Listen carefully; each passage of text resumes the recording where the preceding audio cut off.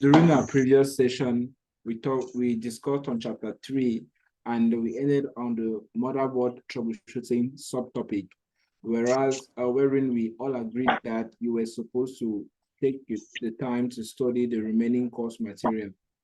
That notwithstanding, within the submodule that came just before the chapter 3, we're trying to teach you guys how you do install a motherboard and the other concepts that are related to the whole PC technician's responsibilities.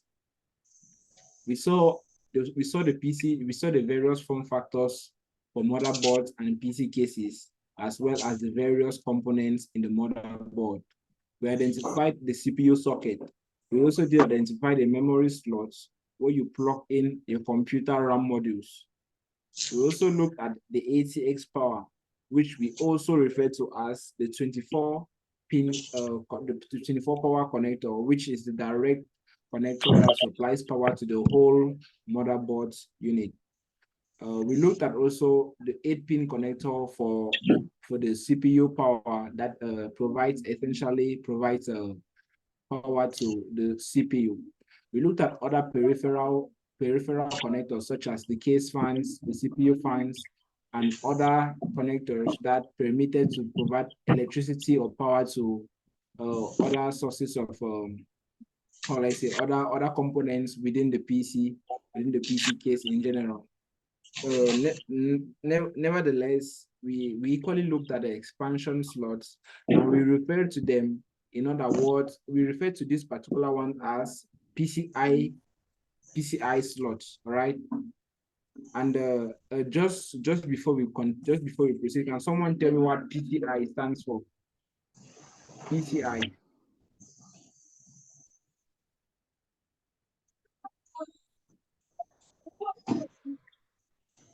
Anyone?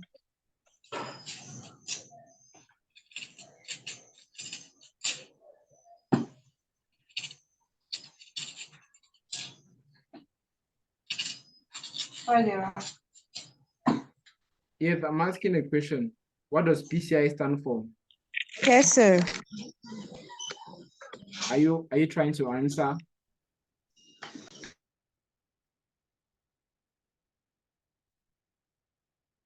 Oh, nobody is saying a thing. That's fine. PCI, do you want to say something? Go ahead. Yes, sir. PCI stands for Peripheral Component Interface. Interconnect. Okay. That was a good try. Yeah, that was a good try. It is also referred to as expansion slots.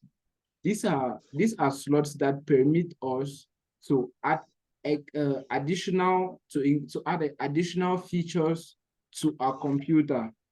Now let's take this scenario. Your computer cannot carry out Bluetooth functionalities. You cannot bring in a network interface card for Bluetooth and connect it to this PCI slot or expansion slot, and your computer will now have the ability to perform Bluetooth operations. Nonetheless, we could also look at Ethernet ports. Your computer might not have an Ethernet port, therefore not permitting you to use Ethernet through the cable. You can bring in a network interface card for Ethernet and plug it in. So essentially, for every new feature that you want to add onto your PC, you can add that feature through a PCI or a PCIe port, where the E stands for express. All right. Good. The small ports that you find here are the PCIe, and the tall ones, the long ones, are the PCI, which are PCI Express and PCI short for short. We equally continue by discussing about the front panel connectors, which we said are also just connectors that permit the components that are found directly in front of the CPU case on the external part to function as well. We did equally talk about SATA connectors. SATA connectors as the form factor for connecting drives, optical drives, hard disk drives, and solid state drives to the computer. and we dived a little bit deep into the why the form factor of these SATA connectors are the way they are, and the kind of cables that are used with them in general. Nevertheless, we equally saw the CMOS battery. So for those who attended the session of last week, please, I really want to know if you understood what the CMOS battery, what role the CMOS battery played within the computer system. Can anyone here please help us with the role that the CMOS battery plays within a computer? If not, just tell real quick so we can continue. Can anyone tell us the role of a CMOS battery?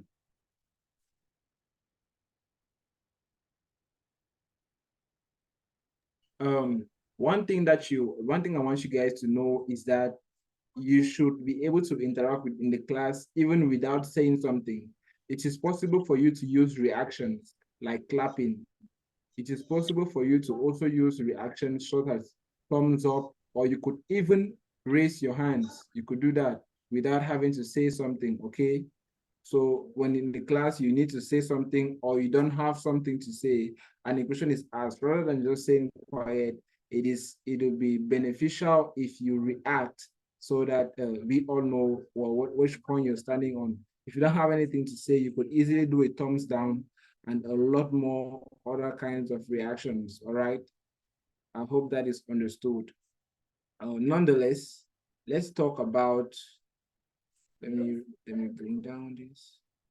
I was trying to find out if any of you understood what the functionality of the CMOS battery was. And I think Mazulin wanted to say something. Please go ahead. Yes, so the function of the CMOS battery is to boot up a computer, from my own understanding, because last class the network was really disturbing. Okay. He is Okay, that's a responsible nice. for booting up the computer. Okay. Is that all? Well, that was a good try. That was a good try. Thank you for intervening. Aside from what she said, does anyone have anything else to add? And please, if you're about to say something, try to give us also the full meaning of CMOS, because that CMOS, we all know is not a word. It should be an abbreviation. And for every abbreviation, we must equally have a meaning. So can someone tell us what the full meaning of CMOS is?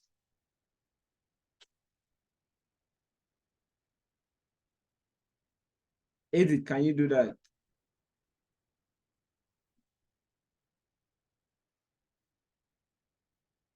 Miss Edith, can you hear me?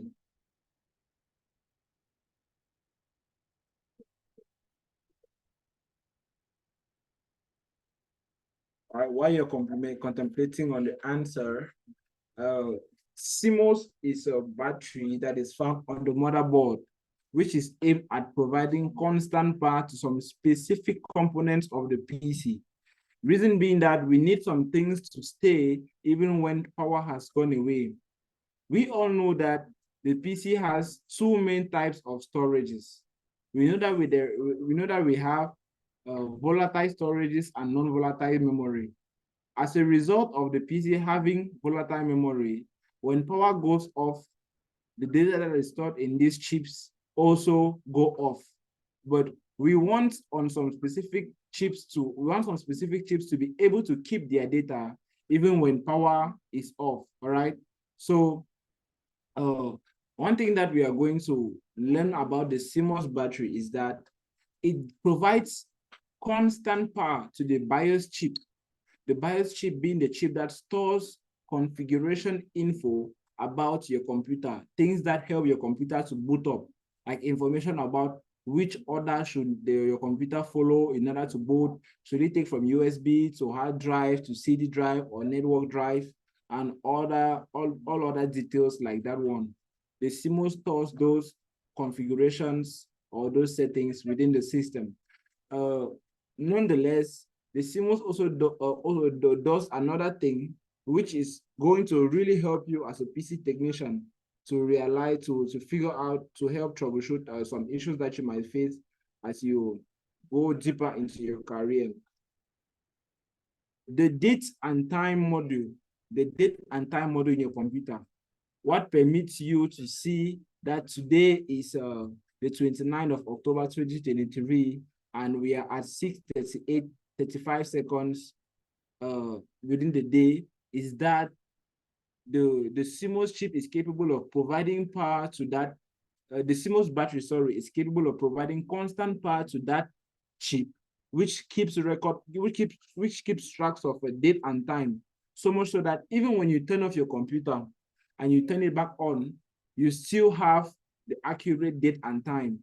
Even when you remove your battery in case of laptops and put it back in, you find out that you still keep track of the date and time. Now, if every single time you're trying to boot your computer is going through an irregular procedure, or you on your computer every time and the date is the 1st January 19 something, or the time is 0000, because the time will always be 00 when the date is mismatched, this will simply imply that your CMOS battery or your CMOS battery is not working. So that's one way you can troubleshoot that issue and know what steps you can follow. A lot of talking. We're going to also identify the chipset, which is simply that chip that regulates data flow components within the PC. We equally discussed about the various I/O connectors or input and output connectors that are found on the motherboard, as well as the data paths and traces. Then we finally look at the installation of a motherboard before proceeding to leaving you all with the assignment of going through the remaining section of this module. That brings us to the end of what we did in the last class, and opens us up now to what we are going to be doing for the class of today. Within the class of today, we already said that we are going to be talking on operating systems. Now, I would like to throw it back to you. What is an operating system? Ask yourself, what is an operating system? When you ask yourself that question, I think a lot of thoughts should come in your mind. One of the first thoughts that you should have is it like a system that permits something to operate? Is it like what kind of operating systems do we have? What are they used for? And what are the features or the characteristics of operating systems? Those are the basic or the most essential questions that you need to ask yourself. That notwithstanding, we are going to proceed into this chapter by looking at what an operating system is. These are the three most complex terms that we will need to look at within this sub-module, and we would really like to break them down by giving out their definition.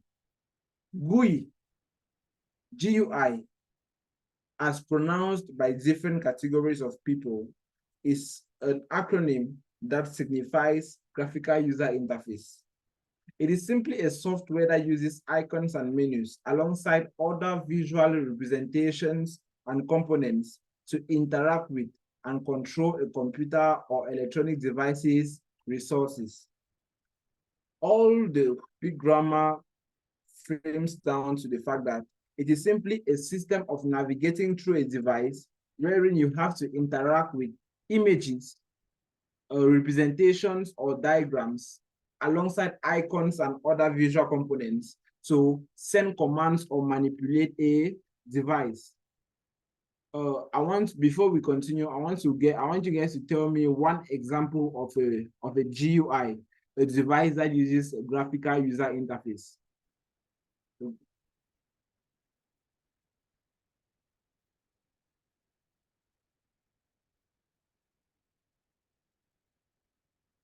Mazule, can I hear from you, please?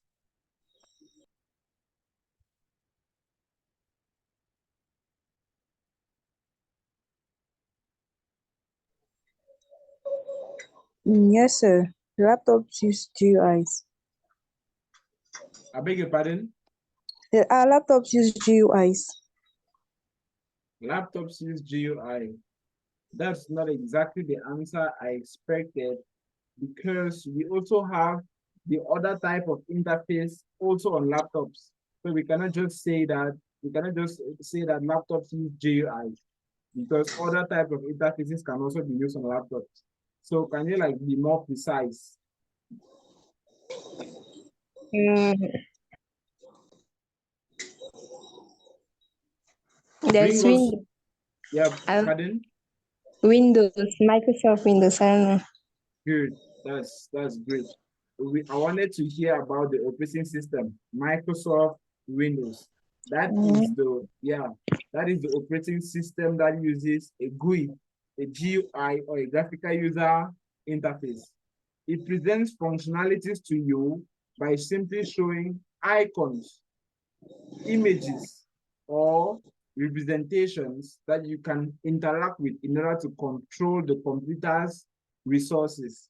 If I want to snap a picture on my phone, for instance, the Android operating system provides an icon that looks like a camera or a circle, which by clicking on, interacting with, triggers the physical hardware within the computer to take a photograph of me. So that is a graphical user interface. We are going to look at the other type of interface a little deep into this module. The next term is end of life. And end of life, you will generally see it represented as EOL. And it's a term that vendors use to notify the support, updates, and patches for an operating system or a software, and it will no longer end of life, right? Is simply a term that software providers, operating system providers use to determine the amount of time that they'll be providing updates, support, and patches for an operating systems for an operating system or a software until they no longer provide it. So if they say the EOL of this software is 7 years, this means that after 7 years, we are no longer going to provide support. We're no longer going to provide updates nor patches for that particular software. One thing you have to know is that an operating system is also a software. Before we're going to just look at the next one and continue real quick. An operating system kernel is the next one, and it refers to the most basic component of an operating system. Essentially, the kernel runs the CPU, the memory, the peripheral devices, the data pads, and all other chips or other components that are found within the CPU. Let's look at the operating system, but just before we talk about the operating system, I want us to do this little, let's do this little, let me not say exercise, let me just call it practical. Let's do this small practical. I'm looking for a whiteboard. Let me share a new screen, share a whiteboard. Okay, I guess you all can see this, right?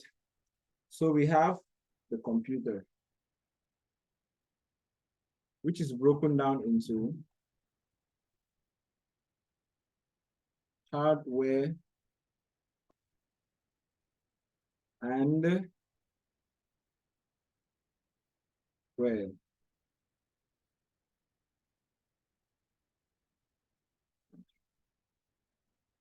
So under hardware, we are going to look at the hardware is further divided into input And output.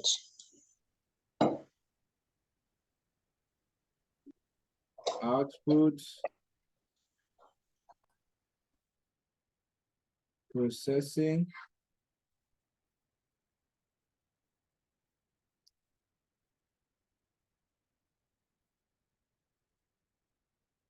and the storage units.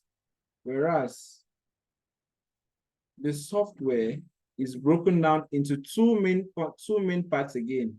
We do basically have application software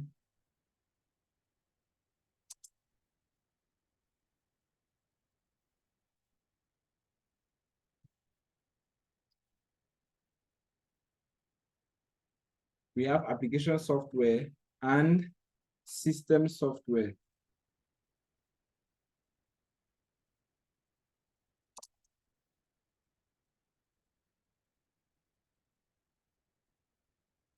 this will all make sense when I start drawing the lines. Don't worry. Under application softwares, we simply have utility. We simply have softwares such as WhatsApp, Facebook, your calculator, the what else? What else? No, calculator is not within.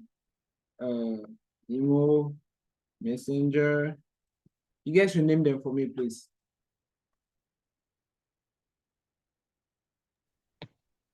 Microsoft Office. TikTok, MS. I believe all of you here use TikTok, right? You guys cannot tell me that you don't use TikTok. All of We you. don't. We don't. Are you speaking for yourself or for everybody? Edith, I I know do. that I I know do. you use I do. TikTok. Yeah, I do.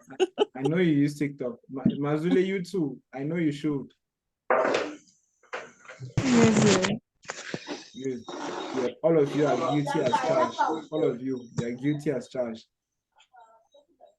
All right. What other application software do we all know? IG. Subway IG. Surf. For IG for the big girls. Big girls say IG. What else? Let's just name them. Let's name them as many as we can. Temple Run. Those are games, right? And games. Canva. Now, there are so many. Canva as well. Now, under system softwares, we are going to list also. But then, the first one is operating System. Then utility software. Utility. Software. Good. I think that's it. There's one more. No. Yes, there is one more. There is one more. I'll remember. I'll remember as we go inside the material. Okay. All of you are very, very intelligent. Clap for yourselves. Well done. Okay. So let's start drawing the lines. Where the arrows.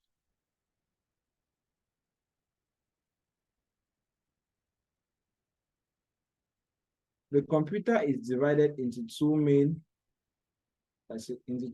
components: hardware and software. The hardware is broken down into four main units, which are the input, the output, the processing, and the storage units.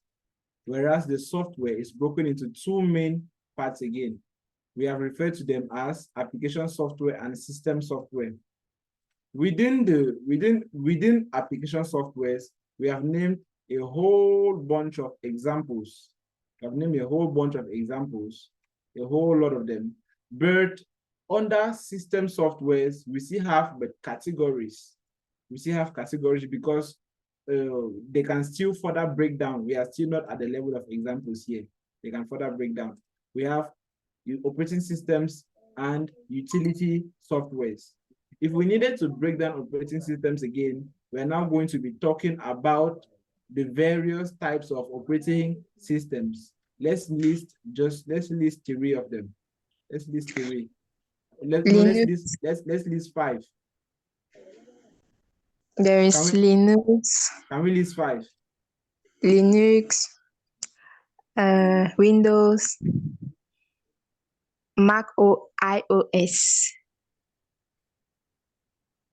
What else? Who is so intelligent like that? Okay. Who is that? Who is so smart? Yeah, we're going to proceed with. Let's just take operating systems first. Then we give the operating systems. We abbreviate it as OS. OS. Now let's take in the examples of operating systems. We are naming five. One per Linux. person. One per person. Okay, I'm starting with Linux. Who is that? Cynthia. Okay, Cynthia said Linux. Okay, who else?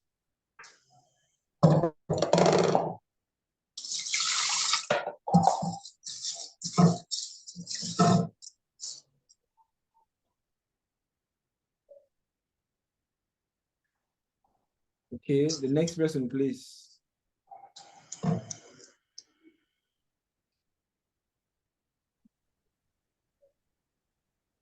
Edith, are you saying something?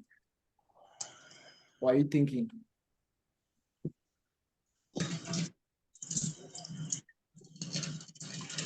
Manzule, just go ahead. It seems like Edith is having troubles. What other operating system do you know? Ubuntu. That is a Linux distribution. I wanted to catch you people there. Ubuntu is a distribution of Linux. Linux is the main operating system. What about Microsoft? Microsoft is not an operating system. Microsoft is a corporation. It's a company. Listen to me. Listen to me. All right. Listen to me. The same way you say Microsoft Word, you are referring to first the company that produced the software, and second the name of the software, and that is an application software. What is the name of that application software? It is Word. All right. But Microsoft is now determining the name of the person that manufactured that software. That's why you say Microsoft Word.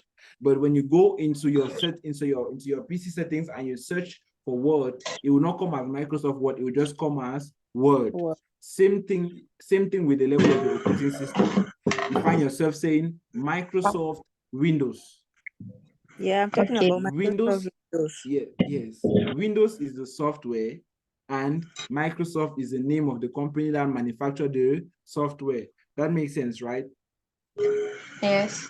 Good. So you find yourself now saying that the operating system is Windows. Don't say the operating system is Microsoft. Don't want to hear that atrocity again. Another one. Mac Which other operating system? iOS. Mac iOS or Apple. Mac iOS. Are you sure that's right? Or Apple.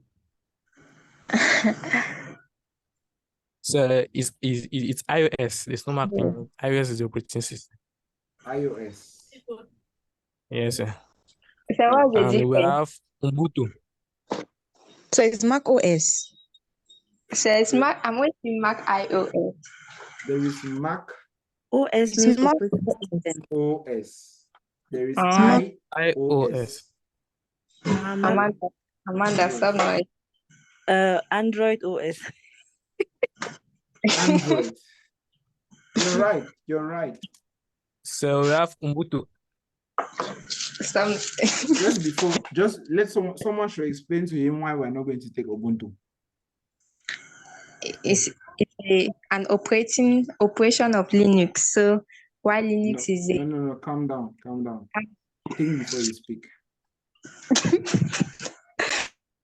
I was not first of all. Mazule, please help him out. Yeah, Ubuntu is just like an example of a Linux operating system. Exactly. It's a distribution. There are a lot of them. I will come to, don't worry, we are going to look at why Ubuntu, this module helps to permit us to talk a little bit of everything about on that specific topic. So we are going to take another topic here, another operating system. We have Android operating system, yes. Which other operating system? BlackBerry operating system.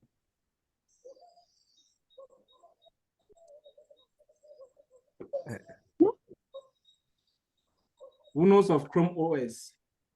Yes, I've thought about it. Who knows of Chrome OS? Any other person apart from George? No. You've never seen Chrome OS, right? Yes, sir. Okay, Chrome OS is an operating system that is derived from Linux, but it is owned by Google Chrome OS. It is it's a lightweight operating system that is made to run on Google laptops, Google manufactured laptops, that is suitable for students and children. It's suitable for students and children. Okay. So yeah, let's Yes, name. sir. I want to really see how much of operating systems you guys know. Don't give me distributions of what we have already listed. Give me just operating systems. Yeah. So I have BlackBerry operating system. BlackBerry operating system. I'm not so sure about Yes, that. sir. Let me verify. Verify, sir.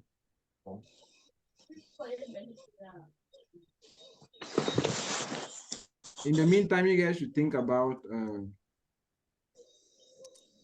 the other operating systems. Yes,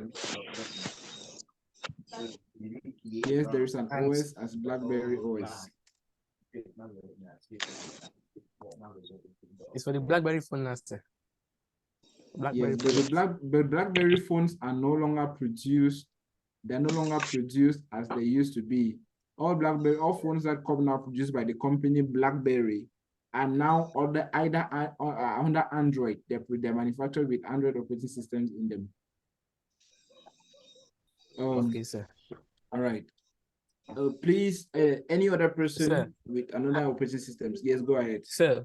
Google Android OS. Sir. Yes. Sir, please have a question. Yes, go ahead with your question. So when you talk about Windows OS, I talk in general, like giving it generally. Windows is the name of the operating system. It's a single operating system that comes in various versions, because I believe your question is deriving from the fact that we have Windows 10, 11, 8, 7, and other versions of Windows. Those are simply versions. It's the same way you say WhatsApp, or it's the same way you say Android 7, Android 8, Android 9, Android 10. All of it is still Android. The operating system Android. They are intercompatible, but they just vary in terms of their versions. And what makes these versions differ? The difference in aesthetics, the difference in, or the addition in features and capacity and other things like that. Essentially, that's what makes the difference. So that's why we've called Windows here as a generalization. I've answered your question. Yes, sir. Thank you, sir. Good, you're welcome. There is Google Android operating system. That's what we just named here, Android OS. You remember we said that, we didn't say that actually, but I'm just going to say it again. Android is an operating system that was independent until a certain time in history, where Google absorbed that company and then started developing now and working on the operating system. So now essentially the Android operating system belongs to Google. Okay, sir.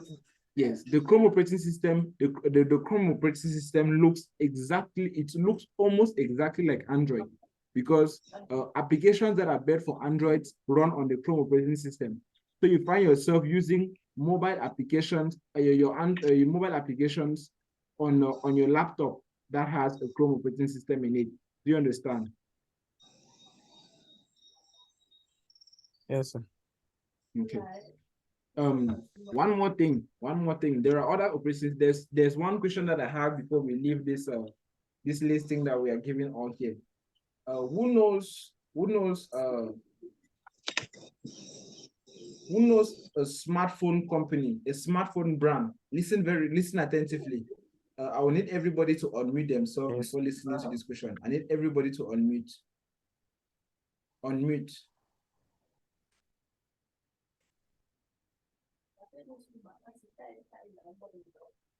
I need everyone to unmute and listen. I need to hear your voices with this question. I want to hear what you guys think. Good. Everybody, please unmute yourself. Good. Great. This is the question. Who knows of this smartphone manufacturer? Listen carefully. There is a specific smartphone manufacturer. Let me say, there's a computer manufacturer that also produces smartphones and other devices. Within the recent years, in past years, they have been using the Android operating system on their devices. But within the recent years, they have migrated to their own specific operating system. One noise. The they have built their own operating system, and that's the only OS now that works on smartphones, which is different from Android and iOS. Which is that company, and what is the name of that operating system? Should I come again? Should I come again? Yes, sir. The question goes to everybody. I really need, the goal here is not for somebody to be right or wrong, okay? The goal is for me to hear what you all think and try to figure out what you know already. And how much you are involved in trends in the IT world. My question goes this way. Nabila, you can exceptionally mute yourself. The background is noisy. Good. The question goes this way. There is an IT company or a computer manufacturer that produces various types of devices in the IT world. In the past years, they have been using the Android operating system on all of their smartphones. But recently, they migrated all their operating systems, they migrated their recent phones to their own to their proprietary operating system. Now, this means that their smartphone is now completely distinct from every other smartphone in the market, which means now it makes us to have three main categories of smartphone operating systems. That is iOS, Android, and the one we are talking about just now. Now, the question is, what is the name of that company or that manufacturer, and what is the name of the operating system that they have produced? The floor is to all of you now. So I think it's Motorola.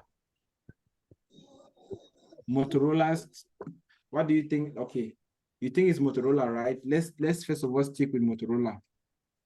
Let's stick with Motorola. I will share a new screen. I will share a new screen. Just give me a minute.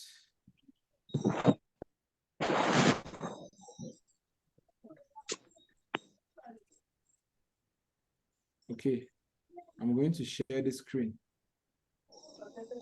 Latest, we're going to look at the latest. Can you all see my screen? Yes. Yes, we are going to look at the latest Motorola phone. And what is that? Motorola Edge, right? Yes, Motorola Edge. So what we are going to do now is take this detail and search the name. I'm going to search Motorola Edge. And now we'll go to somewhere where we can see the specs of this phone. When we go to the specs of this phone, I want you guys to tell me what you read in terms of the operating system that runs on this phone. What operating system? Where is it? Where is it? Where is it?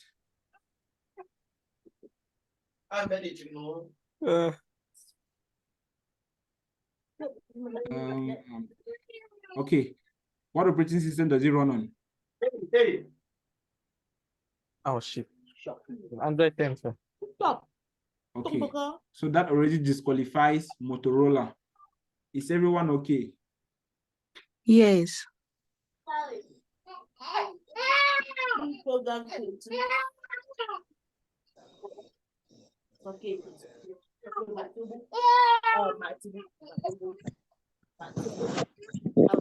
What about Windows phones? Not Windows very is much is an operating system for PCs. So we cannot really say Windows Phone because they are not more like, how would I say? They are not very much into the market as they used to be back in the days.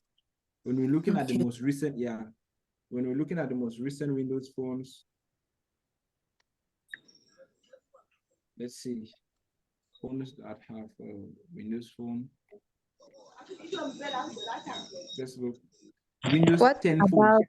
These are phones that have Windows 10 operating system inside them. It's just a mobile version of the Windows operating system. It's just a mobile version. We cannot consider it as a smartphone operating system. Let's just Okay. let's leave Windows aside. Look, this is a list of manufacturers. Let me help you people. These are list of manufacturers. Yeah. You guys can see, right? Not yet. I want you to choose from here and then tell me the name of the operating system. You all should look from this list and then tell me what is the name of the manufacturer alongside the name of the operating system that they have migrated to.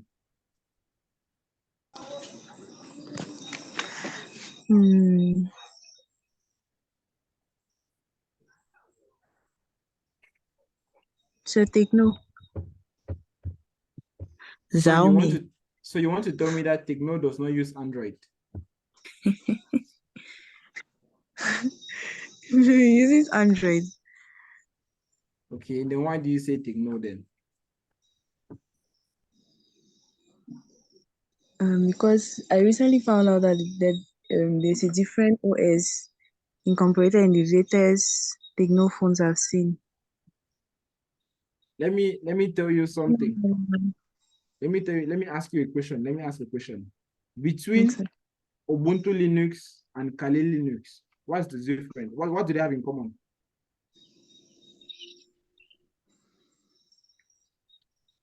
There are all distributions of Linux. That's the same thing. Techno Okay. has High OS.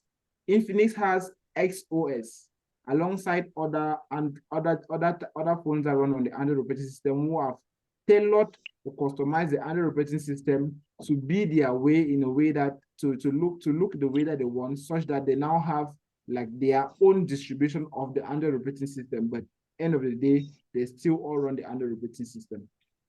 Okay, sir. Have you understood that aspect? Yes, sir. Okay, so that disqualifies Yes, sir. Techno. Yes, sir. Yes. You said BlackBerry OS is more common now, sir. BlackBerry is BlackBerry not more. OS. It's not. They are not. They're no longer as popular as they used to be. Their devices are no longer as popular as they used to be. So we But are not. Yeah, we don't. But they count don't them. use Android OS. They don't use Android now, sir. The question was this: they used to use Android operating system, but recently they migrated to their own proprietary operating system. That's what I said.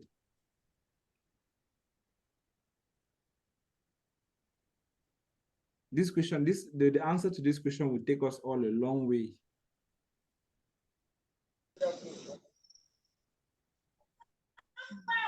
And it's pretty obvious. It's pretty obvious. We basically consider that device as devices from that company as the most complicated phones to use. People feel like it's a company that has the most complicated phones to use. Sir, is it Sony? Don't be in a haste. Sit back and think before you speak. Think before you speak.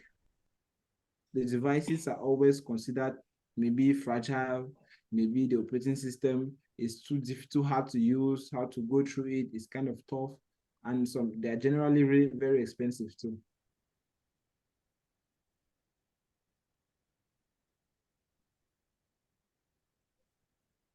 You guys have one more chance before I intervene.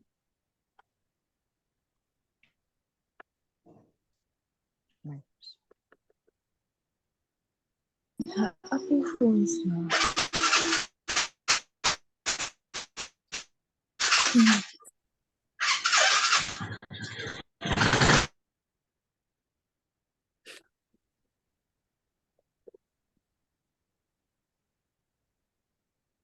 Hello, everyone.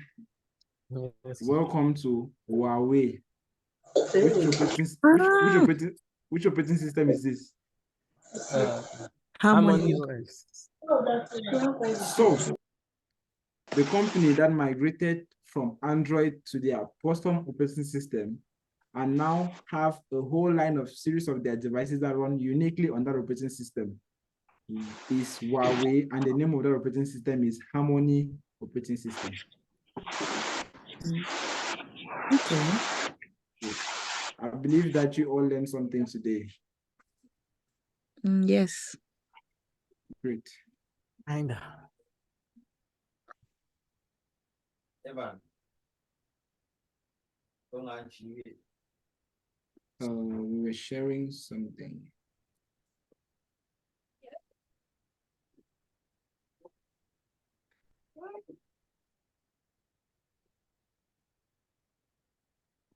Okay, so that brings us to what I wanted to add here, the Harmony operating system, but that's fine.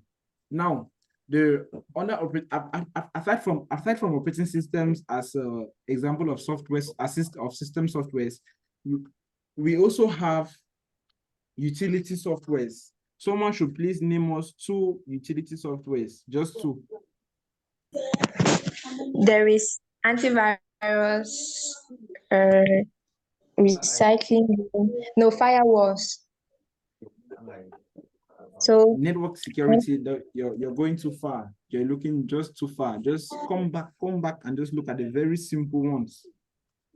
Because if you're asked now to start explaining all the answers that you're giving right now, it will take us the whole day. Just look at the very simple ones. Utility softwares. Softwares that provide utility to you. okay. Facebook. No, Facebook application. Software. There's antivirus.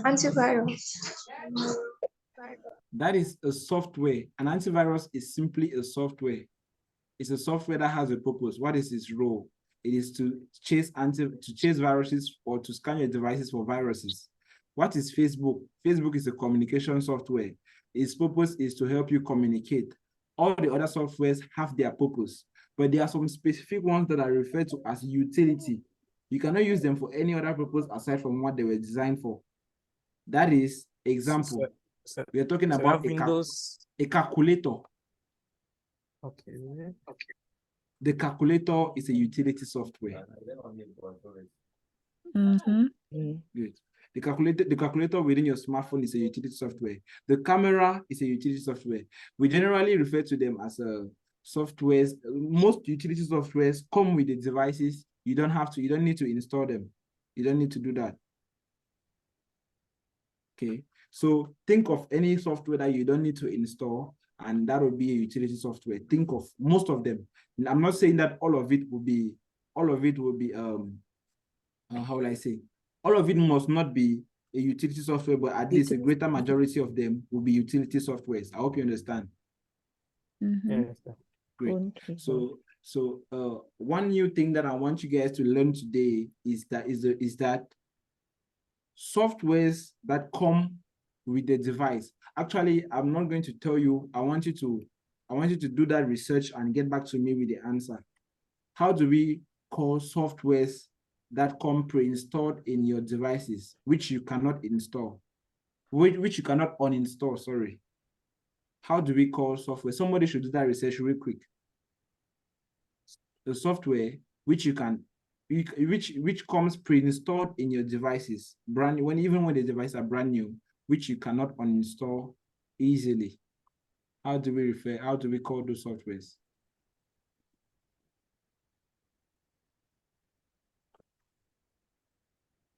Because there are a whole lot of categories of softwares. We have a blood.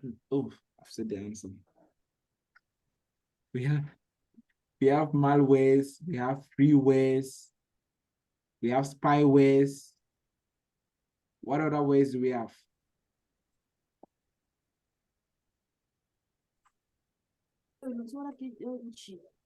So I've seen the answer, sir. What's the answer? It's a bloatware apps. Bloatware apps. Good. Bloatware. So any software that comes in your phone can be installed. You don't need to install again, and that you cannot easily. It's been. I'll type the spelling in the group. In the chat box. The bloatware. That's how we refer to those softwares. We are not covering the slides, but we are not going through the slides chronologically, but we are already covering a lot of things within the slides. when we go through them, it will just be very easy to understand, okay? So now, the operating system we just name examples of operating systems, but now we have to talk about characteristics of an operating system. Why do we use an operating system for? An operating system is basically used to manage files, to access files, to provide security, and a lot more, and provide a platform for applications to interact with the hardware. Because, you know, application softwares cannot directly interact with the hardware, but the operating system can.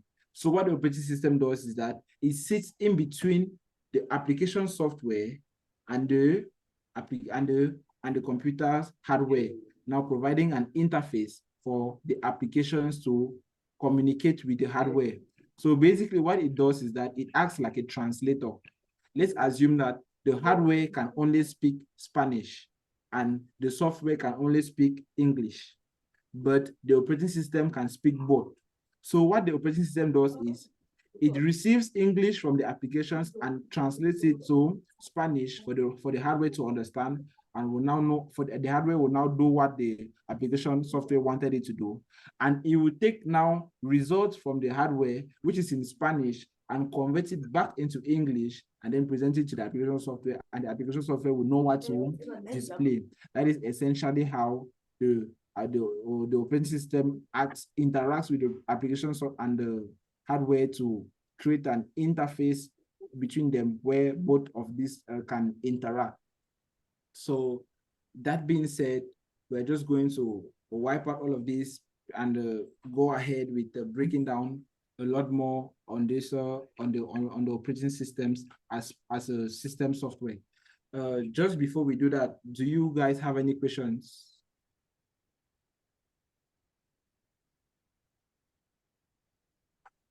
Do you have any questions? You can use reactions if you don't want to unmute yourself. You can use reactions, the thumbs ups, the thumbs down, raise your hand, those kinds of reactions.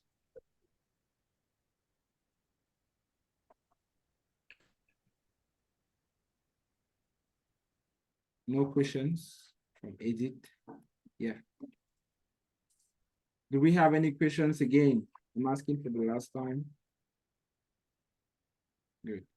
I believe there isn't any. So we are going to proceed with our presentation.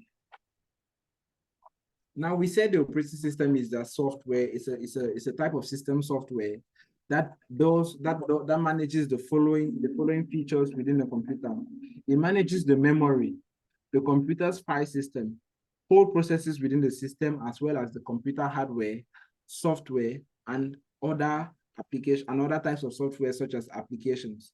So generally, it is like the super software, because the operating system is also, despite the fact that the operating system, an operating system like Android, because we are going to call an operating system a software, right? So we will say that an operating system or a software like Android is different from a software like WhatsApp. Why? Because it has superior privileges.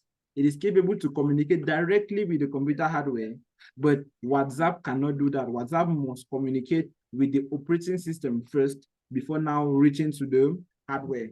There is what we refer to as HAL, a HAL, a hardware abstraction layer. A hardware abstraction layer. So basically, the operating system does what we call something that we refer to as a HAL. It creates a HAL, the hardware abstraction layer, and that's what permits it. Permits applications and other softwares to function on the computer. Now, operating system comes in two variations. One that we can use images, representations, icons, and other components to interact with the system, which is referred to as the GUI, and another variation which comes with a black screen and text, which you use codes or commands to interact with the system, that is referred to as CLI. Full meaning for GUI, what is it? And full meaning for CLI, what is it? I wish to hear from you.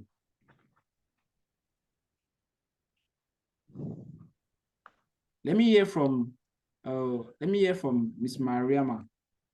What is GUI? What is a GUI?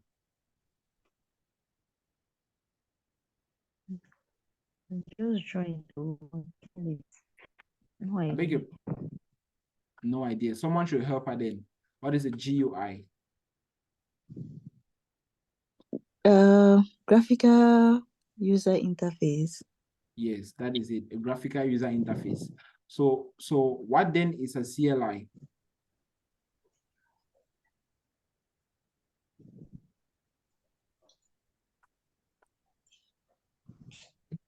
CLI is command line interface. Command line interface. So that's one of the roles that the operating system play is to provide an interface, not just for applications to communicate with the hardware, but also for the user, the user, to interact with the computer's hardware. If I click on a button here to mute myself, I am communicating with the operating system. Let's say, what happens when I click on this mute button in Zoom to mute myself? Basically, I can speak, my mic can listen to me. The mic is the hardware. The operating system runs on top of it, and then Zoom runs on top of the operating system. When I click on the mute action as I just did, what happens is that the instruction is being carried from Zoom and then sent to the operating system. The operating system translates it and sends it to the computer hardware and say, turn yourself off. So what happens now is that my microphone turns itself off. It can no more listen to me. I'm mute. But when I click it again for the second time and unmute myself, the signal also is sent through from Zoom to the operating system to the hardware, which is the microphone, that says unmute yourself and listen now. That's what happens behind the scenes when you click on mute and unmute. For you, it looks like you're just clicking a switch off and on, off and on. But what happens in the background is what is really interesting us in this chapter. So we are going to talk about the most popular operating system in the world. The most popular. It is, let me ask you, though it's in front of you, which is the most popular operating system? I know some people are still going to say something else. Which is the most popular operating system? Microsoft Windows. Who said Microsoft Windows? Let me see your face. Who said Microsoft Windows? It's AD. No, but, are you sure? Are you sure it's Microsoft Windows? How sure are you about your answer?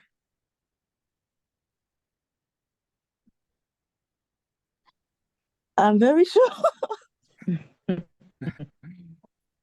Why is that? Why is that Microsoft Windows is the most popular operating system? That's the system that most computers use. In fact, almost all computers. Have you interacted with all computers? How do you know? Best for Huawei. Best for Huawei. Where do you get your statistics from? Best for Huawei and Apple. Every other Android computer uses Microsoft Windows. What are you saying?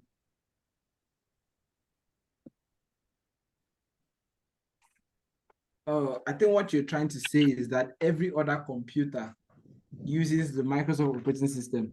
But do you know how many of them use Linux, Ubuntu, Kali, Fedora, Cent, Mac OS? Do you know how many? Well, it's true. I don't know, but I think the majority uses Microsoft Windows. That's the most common. That's the fact. That's a fact. Now, just before we deep dive into Microsoft Windows, I need you people to also list out the various distributions or versions of Microsoft Windows. I need seven distributions of Microsoft Windows, or versions. Let's say versions.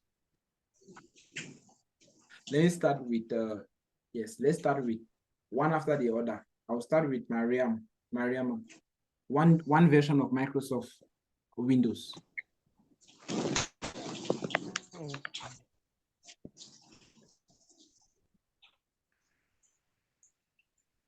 Mariama.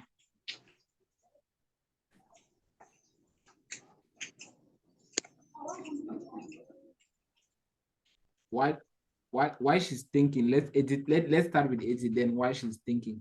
We just go chronologically. Wherever you start from, we'll either be going down or up. So edit, go ahead. Windows 10 and 11. Why did you have to name two? Because 11 is already on my screen. Yeah, you could just say it. You could just say it. That's fine. That's fine. She said Windows 10 and 11. All right. Mazule, bring the next one below. Be precise. Be precise. Windows Vista. That's not the next one. That's not what is below Windows 10. Okay, below, you mean below Windows 10? Yes, bring what is below Windows 10. There's Windows 7. Windows 7 is Windows 7 what is directly below Windows 10?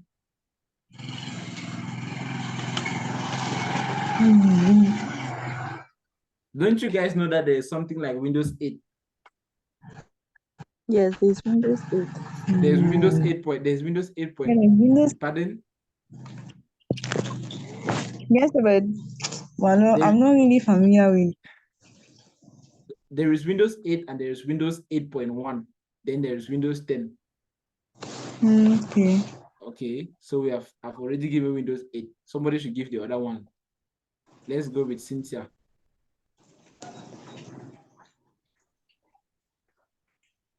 Cynthia, give a version of the Microsoft Windows operating system.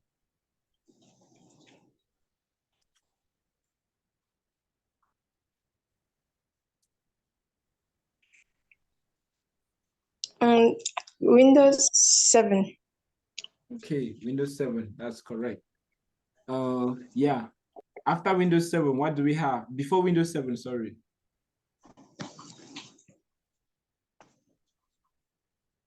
Okay, let me just take one person that knows it all. You just go ahead and list it all. Only speak if you know it all.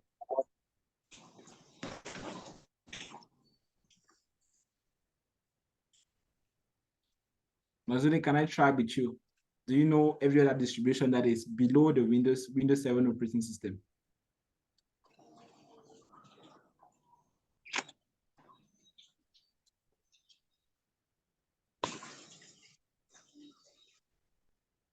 Any idea?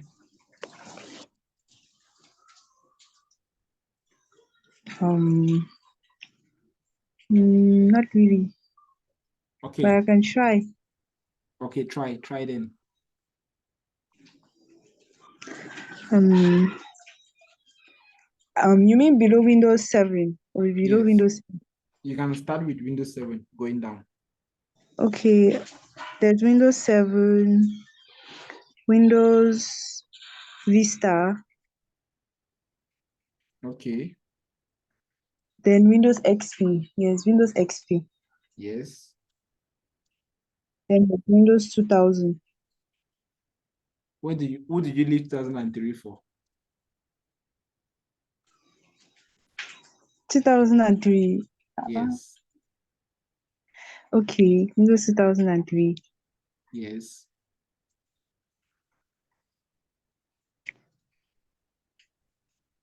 The Which Windows other- 2000.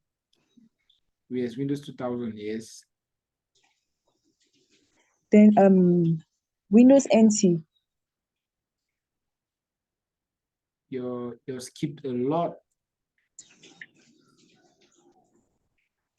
Just go ahead. Just go ahead. Just list them anyhow. Continue. Okay, there's Windows 2000, Windows NT.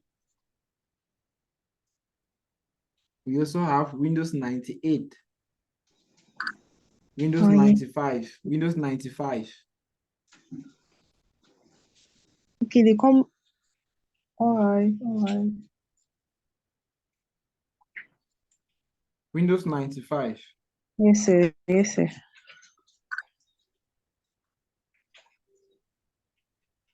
There's Windows, I think 3.1. Windows 3.1. Yes, sir. Okay. All right. Then there's 3.0, 2.0, 2.1. I think We will see to that. Thank you very much for your input. You Okay. deserve an applause. Mhm. But I think Zoom should add a feature where you can clap for somebody. Can you clap for somebody? It's possible, right? Yes, sir, it's possible. Good. So that notwithstanding, we say the Windows operating system is the most popular, and it's a proprietary operating system that belongs to Microsoft. It began in 1985 with the first MS-DOS operating system, and it uses the graphical user interface to permit people to interact with the operating system. It generally comes in 3 different editions. We refer to the Home, the Pro, and the Enterprise edition. There is another intermediary edition, which is in between the Home and the Pro, which is the education, but it mostly falls within the Pro edition. So you find yourself with the Home edition, you can just simply do like your basic task with the Windows Home edition, right? You just do like basic tasks like play music, browse the internet, play games, edit documents, and basically that's all you can do. There's nothing really much, but when you now need to go to the Pro edition, you have now access to like more features like firewalls and a lot more other abilities to RDP and a lot more other features to interact with. But it is mostly suitable, Pro editions are mostly suitable for small to medium-sized organizations, in as much as individuals who use the Pro edition. Now, if you have now an organization which is like really large, you now have the ability to interact with the Enterprise edition that provides you with features like Active Directory and work groups, which will permit you to be able to like manage or administer your organization better. The next operating system that we're going to look at here is the Apple Mac OS. See the way we say here that Microsoft Windows. Don't tell me again that an operating system is called Microsoft Windows. An operating system here is Windows because we have Apple Mac OS. The operating system is Mac OS. The name that comes before is simply letting you know that the operating system belongs or was made by this company. Now, I think the latest version of the Mac OS is Mac OS Monterey. As of the time where this course material was prepared, is Mac OS Monterey. I'm just going to switch real quick and check which is the latest version of the Mac OS operating system. The latest.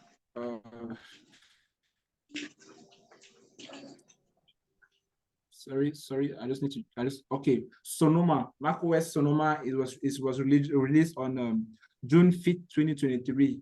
So after Monterey is Sonoma, right? Mac OS 14, Sonoma. So another there's 13 because another Monterey was 12. So Sonoma should be the 14 is 14. There should be another one in between. There should be another one that is found in between. Okay, Ventura. Yes, it is Ventura. Ventura is 13. After Monterey, we have Ventura, then Sonoma. So that's the naming scheme that Apple has decided to be giving that naming scheme to their operating systems. All right, to the versions of the operating system. The same way we have Windows 10, Windows 11, all right, and the Windows 8. Microsoft, Apple, has instead decided to name the operating systems Monterey, Ventura, Panta, and all the other, or Cheetah, and all the other names. I think you guys should do research on that.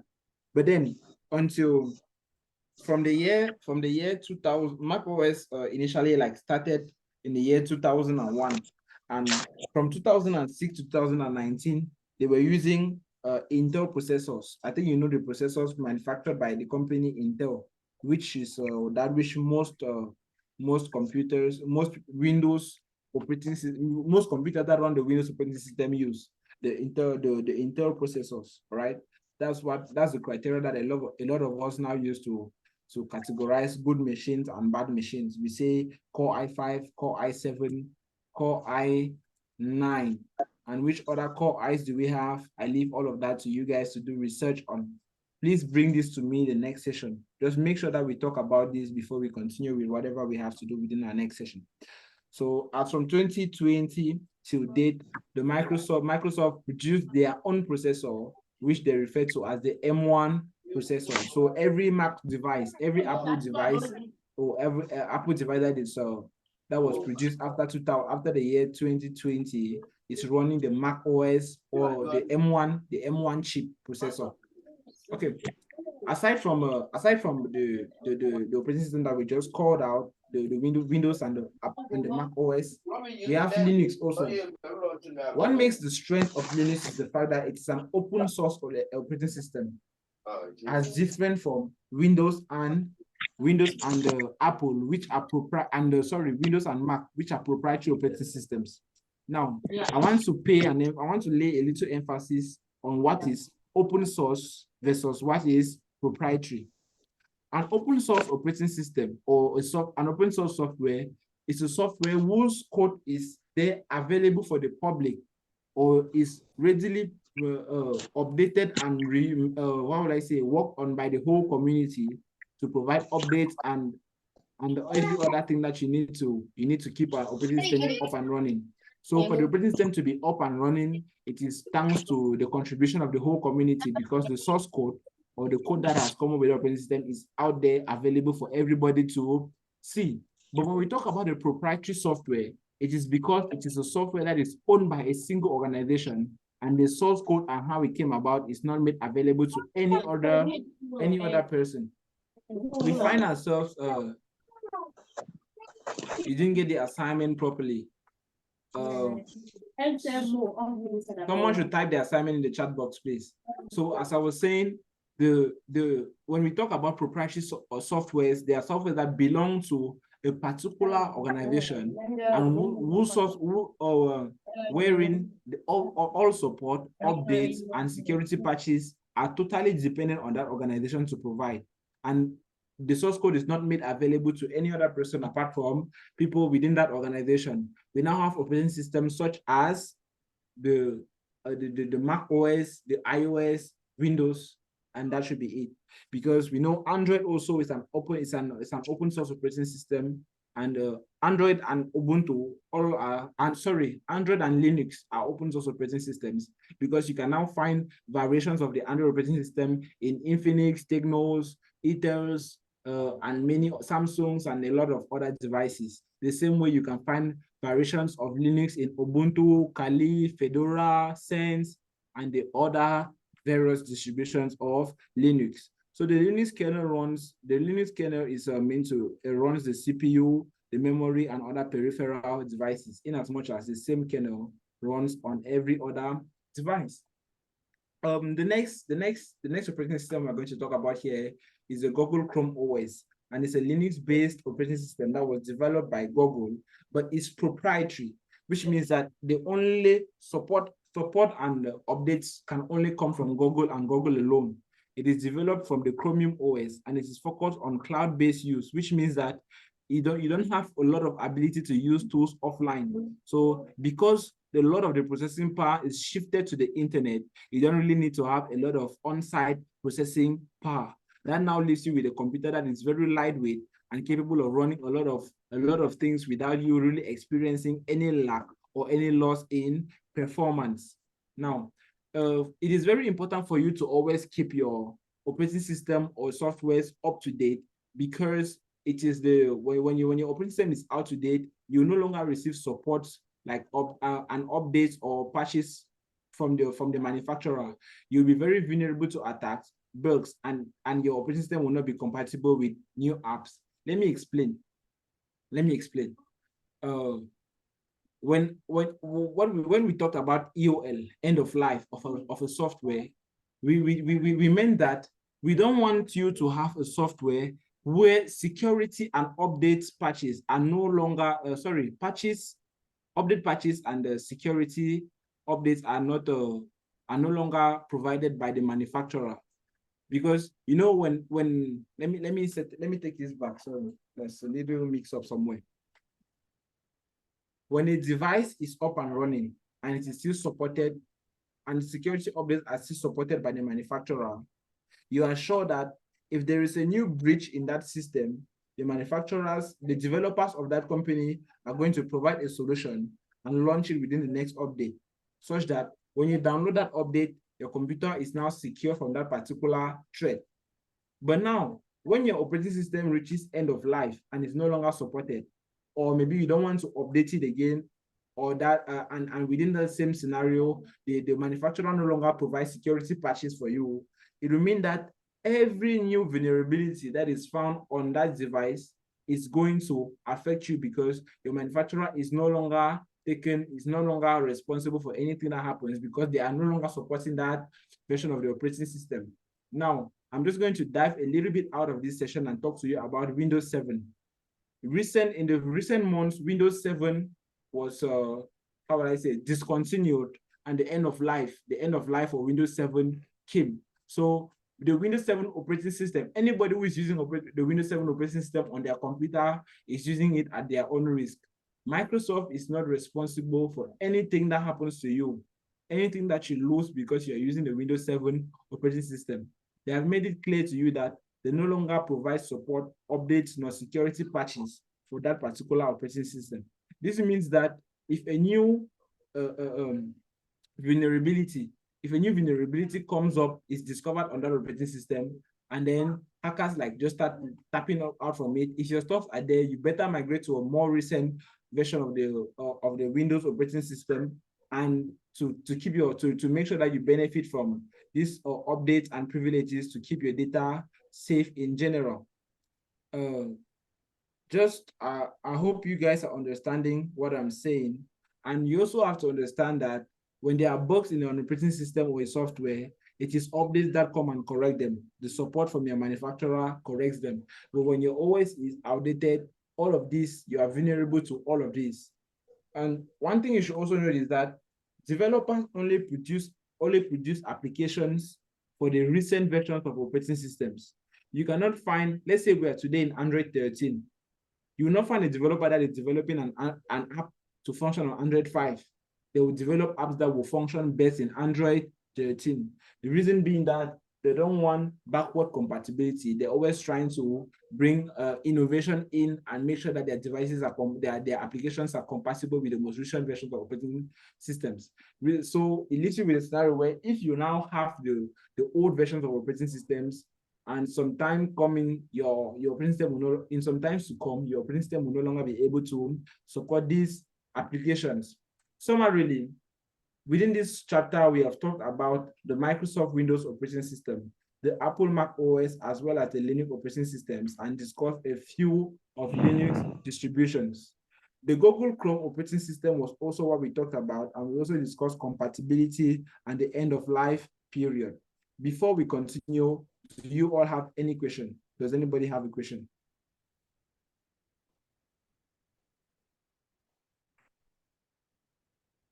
So another assignment is that I want you people to go to this particular slide in chapter 4. I will send it to you. I'll put the chapter in the group. I want you people to go to this particular slide and answer this particular slide. All the questions that are here, we just discussed all of it. And I really want you people to go through it again to make sure that you have really processed the course material. So we are going to break down Windows Basics again and talk about and go a little further, a little deep into the Windows operating system. Okay, so we are going to take from, just before we do that, we are going to take a little break of 10 minutes before diving deep into the Windows 10 operating system. And in the meantime, if you have questions, you can ask. If you need to go get water, a cup of tea, relaxation, or a little air, you can just do that. We are going to be resuming in 10 minutes, counting from now.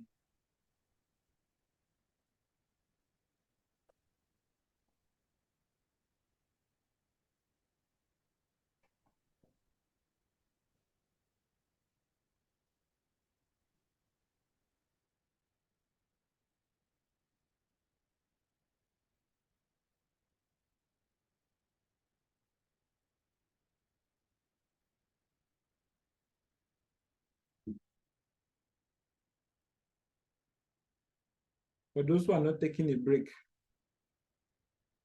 okay, I believe everybody is taking a break. So see you all in 10 minutes.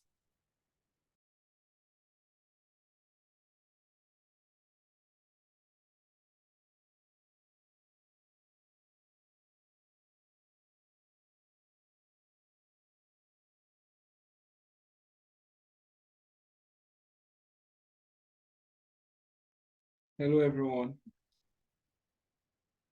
I want to make sure that all of Hi. you, okay.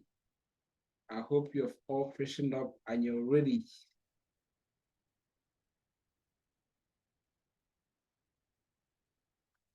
Ready for us to continue. So far, so good. So far, so good. How are we processing the information that we're learning this evening, that we're acquiring? How are we processing it? How do we think we could process, we could do to process them better?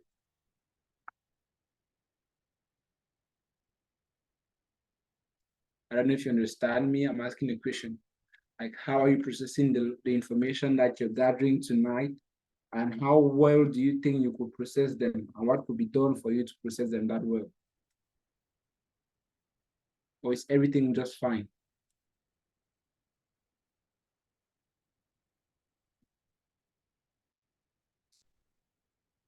Mm. For me, so everything is fine. Is the speed okay? Am I too fast, too slow? No, sir. You're not too fast. You're just normal. Okay. What about the explanation? Are they too complex or too basic?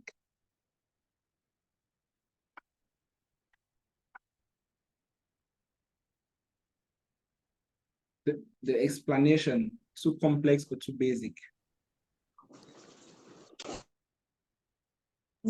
For me, it's just okay. Right.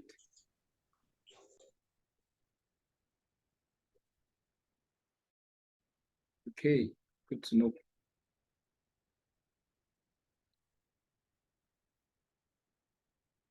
Does anyone have an opinion here before we continue?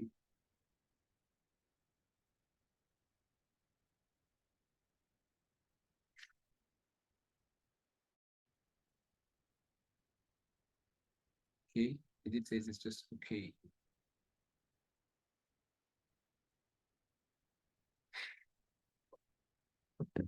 That being said, some people are still locked out. Just give me a minute, let me get them back in.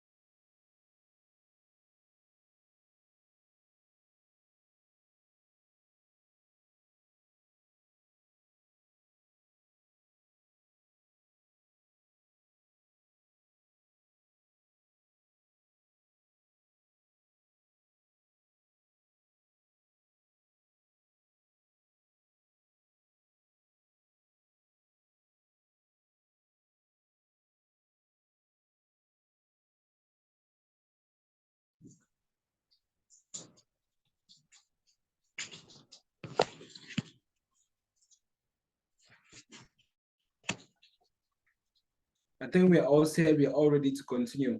So we take it from here. We are now in this, we are 4.2 is just essentially going to be about discussing about Windows, the different versions of Windows, the features, especially the features, the capacities, and what these various Windows categories can do in essentially. So we're going to start by seeing the skills we will generally be learning on. Please, can you mute yourself? Thank you.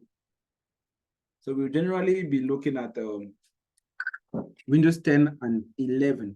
So the two interfaces are the most recent ones, and that's what we interact the most with in the whole operating system, the Windows operating system market, all right?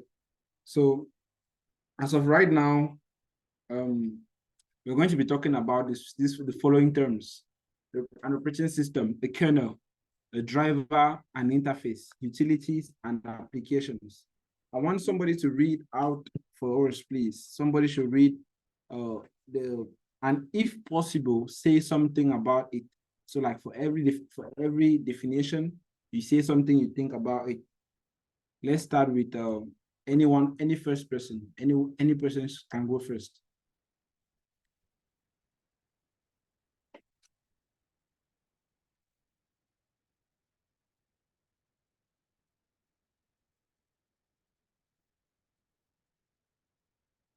No one?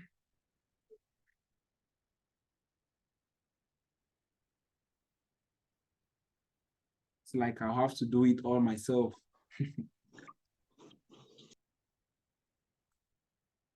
That's fine. I just want to pay emphasis on the fact that you guys, this is not all that matters. Everything that we do here is just a way for you to better understand again the whole concept, because you do a whole lot of these things again within your labs, within the training, within the LabSim platform. So always endeavor to cover what we have to do within the week, cover it before we come for the week. Before we come, just try to do it first, okay? Try your best to finish every chapter before we continue with before we come in for the sessions of Fridays and Sundays, to make sure that just in an attempt to make sure that it's a repetitive something and the data enters more in your brain, you process it better actually.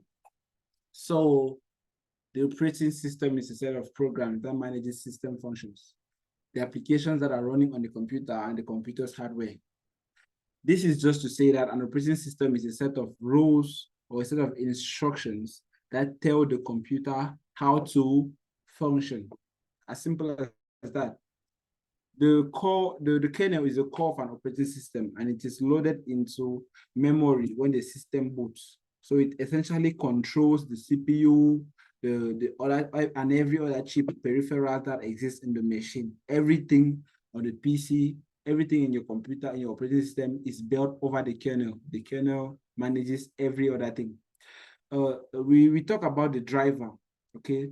A driver is a specific type of computer software that permits a computer hardware to interact with an operating system. It permits an operating system to interact with a specific type of computer hardware. We know all the diverse kinds of hardwares that can exist on this planet. We have a lot of hardwares made by different manufacturers and such, but we have unique operating systems. You find yourself now with over 1,000 different types of external hardware or peripherals that you need to connect to a single type of operating system. Say, for example, Windows 10. Now, how does that new hardware that your Windows 10 device has never seen communicate with how does this device communicate with your operating system? It is thanks to the use of drivers. Okay, drivers now permit computer programs that will help your operating system communicate with these specific computer hardwares. And now an interface is a type of computer program that allows the user to interact with the kernel and utilities, whereas the utilities are simply features or programs included with an operating system that perform system-related tasks. We can talk of Task Manager, File Explorer, and a lot more other utilities. Application, a subclass computer program that is designed for end users. So application software is it's just the same thing as an application software, type of software that is made to work at the end user level. Remember, we were talking about the HAL, the hardware abstraction layer, describing how the operating system sits between application softwares and the computer hardware. This is the complete or exact representation of that scenario. You can find applications sitting on the operating system and the operating system then communicating with the hardware. So the application platform moderates what the application is a platform communicates with the operating system, and the operating system moderates the hardware as well and tells the hardware how to communicate with the application. The operating system also provides security and manages the file system within the computer.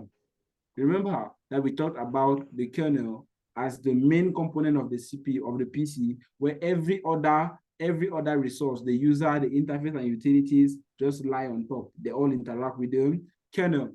We did talk about the GUI, the GUI, or the graphics user interface, and we also talked about the command line interface. This is what the command line interface looks like. It is an interface wherein you interact with the computer system by typing lines of code or some specific commands.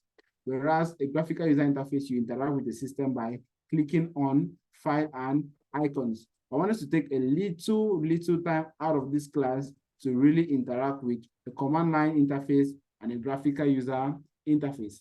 I'm going to share my whole screen this time around. I'm going to share my whole screen just to make sure that you guys are capable of following up with what I'm trying to do. So I will just exit this and go to, okay. You can see right here, this is my file manager. If I want to open, let's say I want to open this picture. This is a picture, NT, okay? If I want to open NT, I simply have to double click and I'm going to open this document, right? But then this is because it is represented in a nice visual way where I can see icons, I can see representations, I can see images and stuff that will tell me that this is how I'm supposed to interact with the system. I can see things and click on them. But then what if we are using a command line interface? We are also going to simulate a command line interface. I just want to make sure that you guys can see my screen. We're also going to simulate the command line interface right now. So I'm going to open CMD. You see, we clicked on the image and opened it, and it opened. It's just that it's taking a little while to open, so we're just going to close it and open CL. Sorry, not CL. I could open PowerShell. I could open PowerShell or CMD, but I just prefer to open CMD, the command prompt. It's not CND, it is MD, just so you know. So the goal here is for us to open this particular, file, NT. So what you do here is this. This is basically what you will see on your computer. Forget about this thing that you're seeing down here. They will not be there. They will not be there. Good. This is exactly how your computer screen will look like. Imagine turning on a computer and this is all you see. Are you people there? Imagine turning on a computer and this is all you see. This is all you can interact with. This is basically all you have. So there are some sort of commands that you use to navigate within. You just have to learn the various commands, as we said, that you use code or commands to interact with the system. Let's say I want to view a folder, what is inside a folder. Normally in Windows, you just double click the folder and it opens up.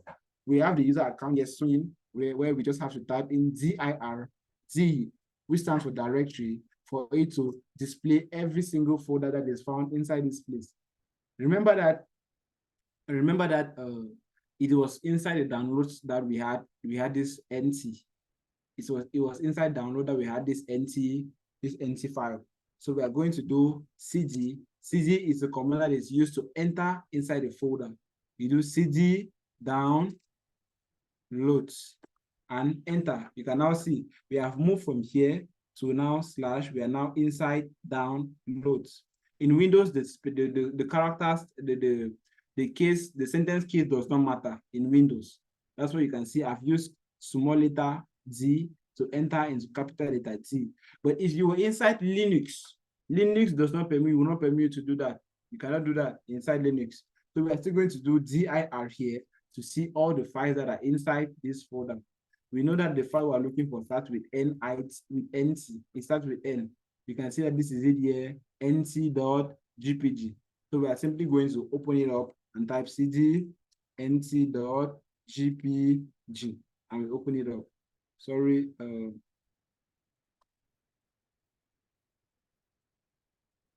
Good. After we click that, it opens that image.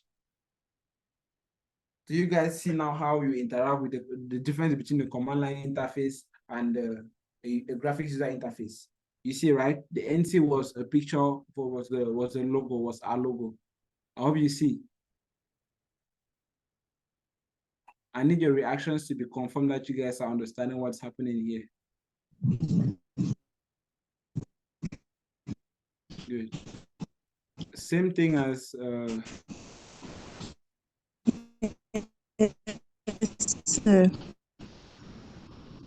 someone's network is really breaking. I just want to believe that it's something that you can sort out.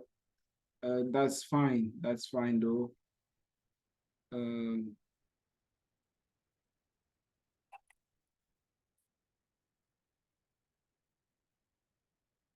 So I'll just exit this whole thing. I'll just clear it. You do CLS to play your whole screen, and you do exit to close command prompts. Those are just the ways you interact with a command with this type of what am I saying? That's how you interact with the command line interface alongside a graphical user interface. You guys just saw it. So we have graphical user interfaces on Windows operating systems, on Mac OS operating systems, and on some distributions of Linux. Some distributions of Linux provide you with the ability to use both command line and graphical user interface, whereas others will only permit you to use just the command line interface. But for Ubuntu, we can use GUI. This is what you see right here in front of you is Ubuntu. You can use GUI on Ubuntu. You can use GUI on Kali and some other CentOS and some other distributions as well. You just will have to look through that on your own. So summarily, we talked about the Windows, we said the Windows operating system provides application interface, an interface where applications can run. It provides access to the hardware by every other application and both security and file system management.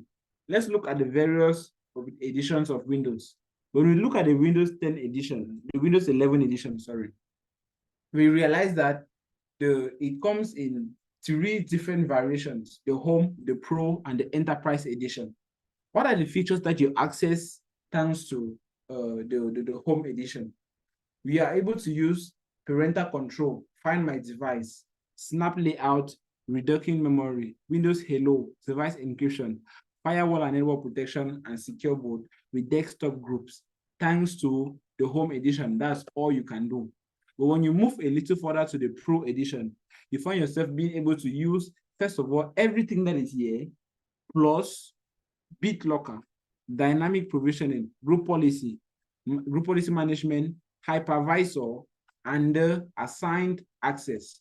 We are going to see all of these things within the LabSim platform as you are going to be covering your course material. Don't bother about the complexity of the concepts. All of these are going to be covered again inside the platform as you cover the labs and you go through the labs and stuff. So the Pro edition, you can see that with the Pro edition, you can use BitLocker to encrypt an entire drive. Use dynamic provisioning to configure new devices without a new custom image, and assign access can separate users and associate apps on the device. So that's why you see yourself in an operating system, you have like a user. I see some people's computer, there's like Dad, there's like Emmanuel, there's like Mom.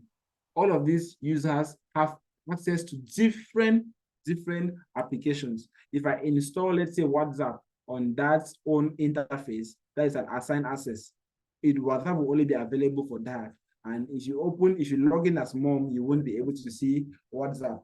Group policy management also is that it's a little more technical aspect that permits you to manage a lot of PCs, groups, and user accounts. You don't want people in the marketing department to be able to access files of the dev team.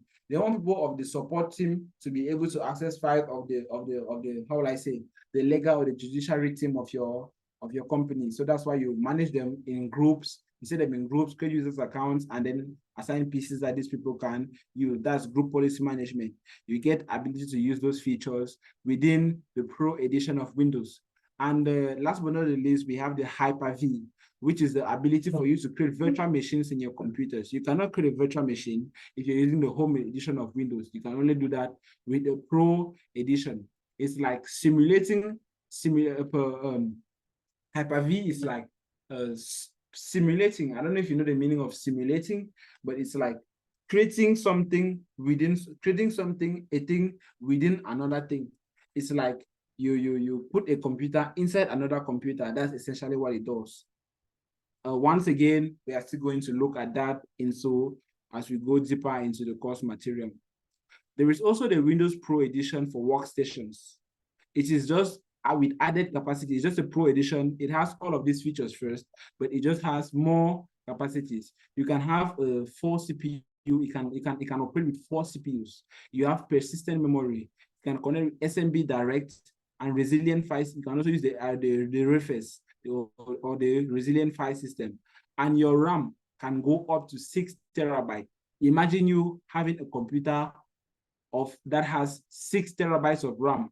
What can you do with that? You people should tell me. Nonetheless, we also have the enterprise editions of Windows.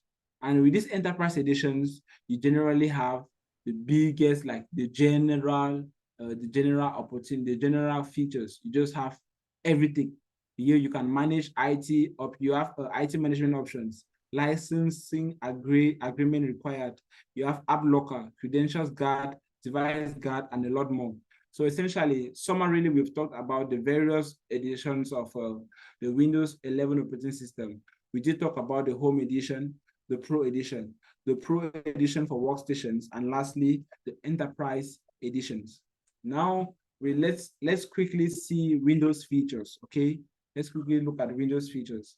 There is one thing that we refer to as domain access. As of right now, let me not, I will not go too deep into it, but I'll just try to make you understand what domain access is all about. Within large networks, there are a lot of resources that are needed, and for a lot of users, users come in with different levels of privileges. There are some users who you want them to be able to perform just some specific tasks within the network, and others that you don't want them to do. So you use now a domain controller, which is a device that is able to assign privilege to redirect users to give them access to the devices that they have privileges to access, and simply connect that domain controller to every single of these devices. So in domain networks, you can securely transfer data and manage computers within the domain. You can see here that you have 6 computers, a database or a storage, and a printer. All of these people can print to this printer depending on who you let. So once again, the administrator will give access privilege to, let's say, these 3 people to be able to print here, but then he denies printing privilege to these other people. The domain controller stores that information and authenticates the user, everybody. So if you're using this computer, come in and log in with your username and try to print, it's going to deny because the security policy enforcement is being maintained by the domain controller. That is for large networks. Domain controllers are used in large networks. Now we talk about work groups. Within like inside an office, a work group is simply like an organization of computers within a very small milieu, but which where you just manage how would I say? Let's say, okay, let's look at this instead. Let's say these people this way are from the marketing department, and these other people from this other side, they are from the IT department. You don't want to give the same privileges of these people to these people. You want to differentiate, you want to separate what these people can do. That's why you now use a domain controller to be able to verify from their username and password to determine which resources should be made available for them. But in work groups, you really want to like instead coordinate people within the same department or within the same work group. That's essentially every person here. There's nothing like a centralized storage. Everybody, because in this one, what the marketing department does, all of you have to send it to the main storage. What the IT department does, you have to send it to the main storage. But then in work groups, everybody have their storages. And the devices are managed by each user, where each user must have an account on the device, and they must be the same. They must all be on the same local network for you to be able to implement a work group. So within a small office space, you can implement work group. You can implement a work group and give them privilege to interconnect among themselves and use services like the printers and every other stuff. We see, we're going to move on to the next feature of Windows, which is the Windows user interface. We're just trying to look at how you can customize Windows. I believe that a lot of you have been using Windows before, and you already know how you can interact with Windows. So we are going to leave that for you to cover inside the study platform. Now, the next feature of Windows that we have is what we refer to as RDP, Remote Desktop Protocol, port 3389. It is a protocol with, I hope I'm right, for 3389. It's a remote desktop protocol is the ability for you, that protocol that permits you, one person, to connect to a computer that is found on another part of the world. So your office can be in Canada, you are down here in Africa, and you use your laptop to access your work computer, all sitting in your home. So that protocol is referred to as remote desktop protocol. We are going to teach you that. So essentially what I'm trying to say is, I can connect to any of you, all of you who are in this meeting. We could set up an RDP connection, and I dive into your computer, and I'll be working inside your computer from the comfort of my home. That is what you have to understand. Now, we're going to talk about the RAM support limitations. The home editions of Windows can take a maximum amount of 128 gigabytes of RAM, whereas the Pro editions can take 2 terabytes of RAM. Now, the Pro editions for workstations and the Pro editions for workstations and the Enterprise editions can both take 6 terabytes of RAM respectively. Imagine you having 6 terabytes of RAM. I'm still asking, what are you going to do with that much RAM? It is essentially used for scientists, data analysts, all these people that use a lot of calculations to figure out things. Astrophysics and the other specialties. That's not my domain. I'll stick to IT. BitLocker. BitLocker is another feature that permits you to encrypt your whole disk and set a password to it, which kind of protects your data from in case of theft or lost. So if someone steals your USB or your hard drive or your any storage device, which is protected by BitLocker, they need a specific password that you set to access this device. It's not just your regular password that you use on your computer. It is another password which is more secure.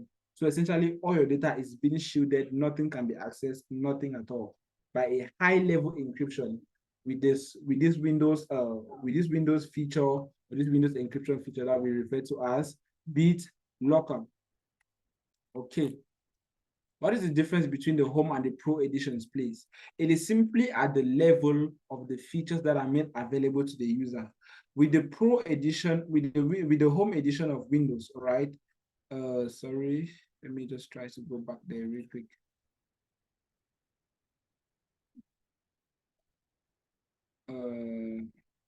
Okay, with the Home edition of Windows, you have access to this amount of features. You just have access to these specific features, nothing more, nothing less. But with the Pro edition, you have all of these plus these other features that are here. Don't worry about reading right now. You can go to the recording, or we are going to share this in the group. Every other thing that you see here are just customizing. All those who are using computers to attend this meeting right now, you are currently using the Windows operating system, and all of that, nothing is new to you. For those who is new to, you're going to look at it a little deeper. There is another Windows feature which is referred to as Group Policy Editor, GP Edit. It is simply a feature that permits you to, it's a feature that permits you to edit what things particular people within the same, with a particular type of group can access, what features they can access, what things they can do, and things that they cannot do. Summarily, in this subsection, we've talked about domain access and work groups, how they differ and the scale in which they operate. We've talked of a user interface and the remote desktop protocol, alongside the RAM support limitations of the various editions of Windows. We also talked of BitLocker and how the encryption technology have helped us to protect our data in case of loss and theft, And last but not the least, we also talked of group policy editor. Now we move to the next section of this place, which is Windows upgrade. How do you upgrade your Windows machine from a previous version to a more recent version? There are two types of Windows installation of Windows upgrade. One, we have the in-place upgrade, and two, the clean install. An in-place upgrade is what you use when maybe your operating system files have been corrupted or some things are missing. You just want to replace only the things that are missing. So it does not remove the operating system, and it keeps all your user data and applications. So that's when you use an in-place upgrade, when you just need to fix some specific bugs. But when your whole operating system needs to be changed, like from like to Windows 7 to Windows 11, what you do is you do a clean install. You first of all remove Windows 7. No application will remain, no data will be stored. Then you install Windows 11. So an in-place upgrade is for corrupted system files, where your system files behave strangely. In-place upgrades will just replace the corrupted system files with new system files. Say you upgrade from an older version of Windows. You're moving right here from Windows 10 to Windows 11. You can use an in-place upgrade. But have in mind that you cannot move from Windows 10 home to Windows 11. You cannot do that. To Windows 11 Pro, you cannot do that. See, right? From Windows 10 to Windows 11, you need an in-place upgrade. But from Windows 7 to Windows 11, as I just said previously, you need a clean install, completely removing the previous operating system and putting in the new one. There are utilities that Microsoft provides, like the PC Health Check utility available on the Microsoft website, that you can use to verify if your PC meets the requirement to support the recent version of their operating system, which you're willing to upgrade to. What is the question? Okay. What I said is this. You can do an in-place upgrade, right? To move from Windows 10 to Windows 11 without losing your data. This means that you can have your images, your videos and stuff in your Windows 10 computer, and you upgrade to Windows 11 without losing this data. But one thing you have to keep in mind is that you cannot move from a Windows 10 Home edition and go to Windows 11 Pro edition with in-place upgrade. That's the only exception. But nevertheless, generally, you can move from Windows 10 Home to Windows 11 Home and the like. Further details or more light will be thrown on this aspect inside the labs. All of these are there. I'm just trying to give more insight to it. Secondly, you can, despite the fact that you can do an in-place upgrade to move from Windows 10 to Windows 11, you cannot do an in-place upgrade to move from Windows 7 to Windows 11. You can recognize this logo. It is the logo for Windows 7. You won't be able to do that. If you want to move from Windows 7 to Windows 11, you have to do a clean install, which entails you completely wiping off the previous operating system and installing a totally new one, which will cause you to lose all your data and applications. Constantly look at your Windows upgrade utilities, check for updates, and see if your PC is capable of being updated to the recent version. It is always advisable for you to use the recent version of your operating system. This is simply how you do an in-place upgrade, and the ways you do that. It is possible for you to do that.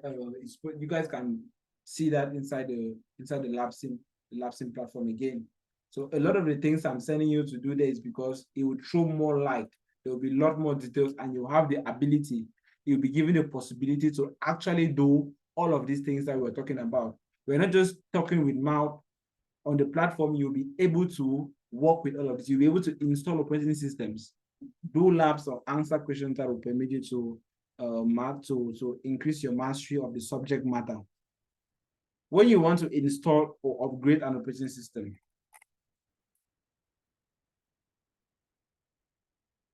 well, it is for those that are not too far off, but we can't just use that term not too far off. 7 is not too far from 11, but you gotta just understand that Windows has a way it does its things. You see that it didn't even put Windows 8 there, whereas Windows 8 is after 7. But you just have to understand that the most popular ones were Windows 7, Windows 10, and Windows 11. You cannot move from Windows 7 to Windows 11 but you can move from Windows 10 to Windows 11. I hope you've understood. There is a specific type of file that we call an ISO file. It's a disk image, which is, so operating systems are being delivered in, I'll show you a sample, don't worry. Just now, I'll show you a sample. There is a particular type of file which is referred to as an ISO file, which is what you use to install an operating system. This file is actually the operating system, but you can use it to install directly to the computer. So you can have here a Windows 11 ISO. I'll have it in this machine. I'll show you just immediately after. You can install it directly on a Windows 10 computer. You can burn it to a flash disk. Like you can burn it to a flash disk. So the act of writing an ISO file to a storage media for booting is referred to as creating a boot key or burning to that particular boot media. I hope that sentence is clear. You could either you burn it on a flash drive or you burn it on a CD. I wish you guys could see through my camera, but I have all of these. I have all of these that I could demonstrate to you. That notwithstanding, I'm just going to switch real quick and show you people what this operating system looks like. So inside document I've put one you go back on that again when I'm done with this demonstration, please. I just want to finish here, then we go ahead. Look at okay, think operating systems. Okay, what you see right here is a Windows operating system. Let me make it look bigger. This is an ISO file. This is what you just saw, right? You just saw this icon in the slide in the presentation. You can currently see that the file is 5.10 gigabytes in size. It's a disk image file. You can directly click on it. Let's assume that I'm on Windows 11. If I directly click on it, you will see here, these are all the files, the configuration files that are necessary for the operating system to work. And then the setup, if I double click on the setup, it will open a setup that will permit me to install Windows 11, but I am already using Windows 11. No need to do that. You could equally burn it to a CD, burn to disk. I don't know if I have a disk currently inside my machine. I don't have a disk inside, but I have disk around here. I could insert and burn to a disk or use a specific software. The software that there are a lot of them out there in the market, but there's one particular one that I use all the time. It is called Rufus. Rufus is a software that permits you to burn your operating system to a flash drive. For those who are interested to learn about how you burn an operating system to a flash drive, we could do a one-on-one session or organize another session out of our normal class time where I show you people how to burn. You can see here, this is Windows, this is Rufus, the recent one I downloaded. How you can burn an operating system to a flash drive. That being said, we are going to resume our share. I'm going to resume our presentation in the slides. So please, Nafisa, can you unmute yourself and ask what your question is again?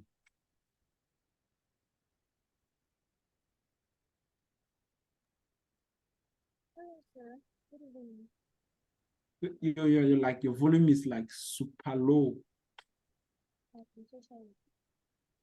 Okay, I think it's better. Hello. Yeah, go ahead. It's better.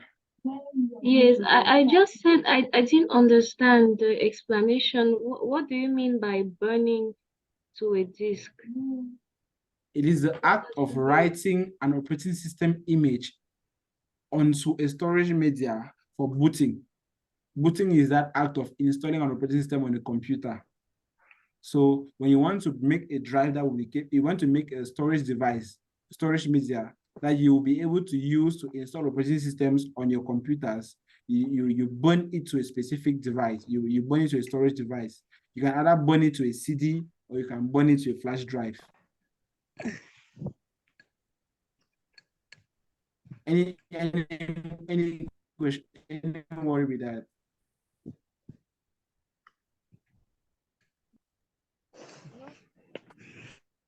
Okay, I guess that's understood.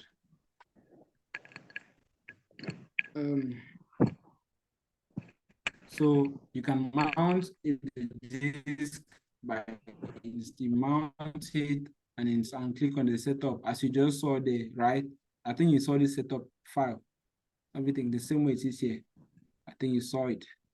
There are other ways for you to install the operating system, and we can see that in the setup diag. It's just a way that you use to manually download and install your operating system files. So summarily, we have talked about in-place upgrades, and we said that we only use in-place upgrades when we don't need to don't need to reinstall an operating system. It's just to fix issues, and we upgrade our OS from one previous version to a higher version. And another method of upgrade is by using we can to install an update. We use the Windows update utility, the installation assistant, an ISO file, an ISO file,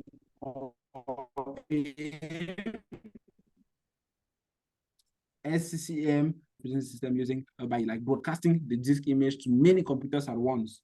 Then it does all the installation. Assuming that you're in a school, you want to install like operating systems in your computer lab, and there are like 5,000 computers. How do you do that? Do you do install one at a time? No.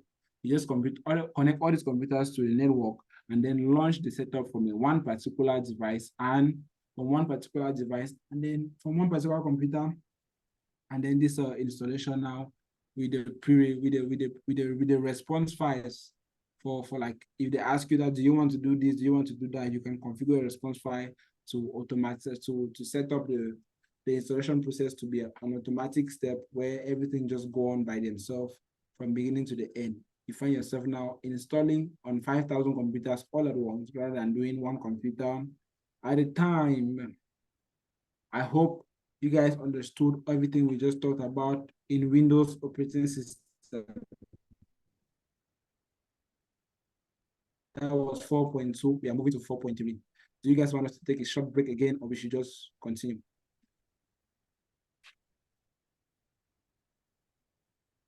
What are those for a short break, or should we just continue? Should we just go ahead?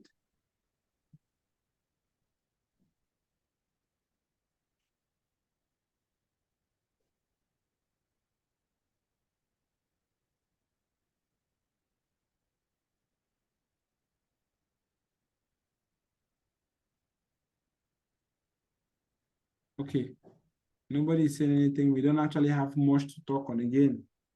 We don't have a lot to work on. Please, sir. Yeah, go ahead. Ask your question. Okay, so I wanted to ask if it's possible to perform visualization on a Windows 10 operating system. Yes, it's very possible, but it depends on the edition of Windows that you're using. If you're using a Windows 10 Home, forget it, you cannot do it. But if you're using a Pro for workstation or an enterprise version, yes, you can do virtualization. Okay, sir.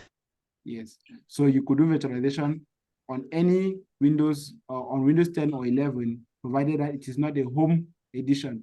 So just avoid, as students and aspiring IT technicians, don't install Windows Home Edition on the devices that you intend to work with.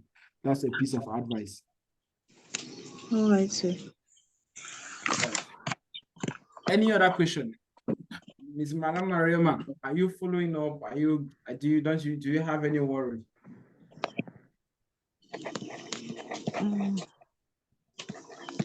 None for now. I know that you have a worry. Bring that worry out. It's inside your stomach. Take it out. Well, my network has not really been good, so I've been off and on. Like, okay, from the bit that you got, there must be something that was challenging. What was that? Bring it out. Let's try to see how we solve it.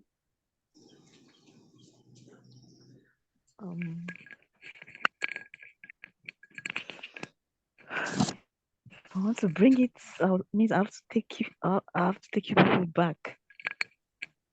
Way back, no problem. We're resting. Take us way back, no problem.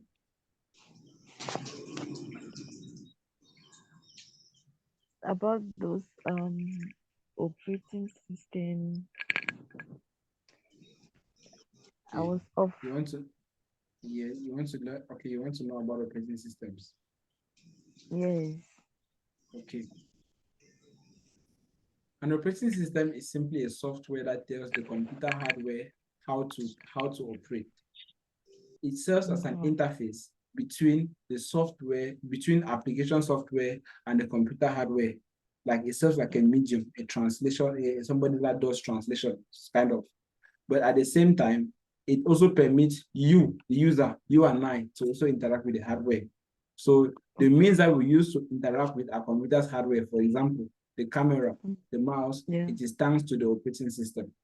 Now, operating systems come now in from various manufacturers in various variations.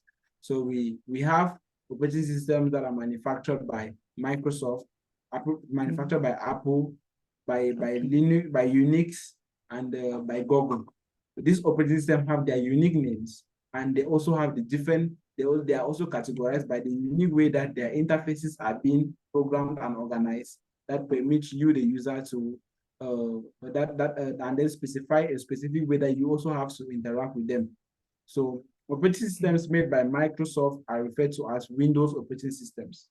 Operating systems made by Apple are referred to as Mac OS.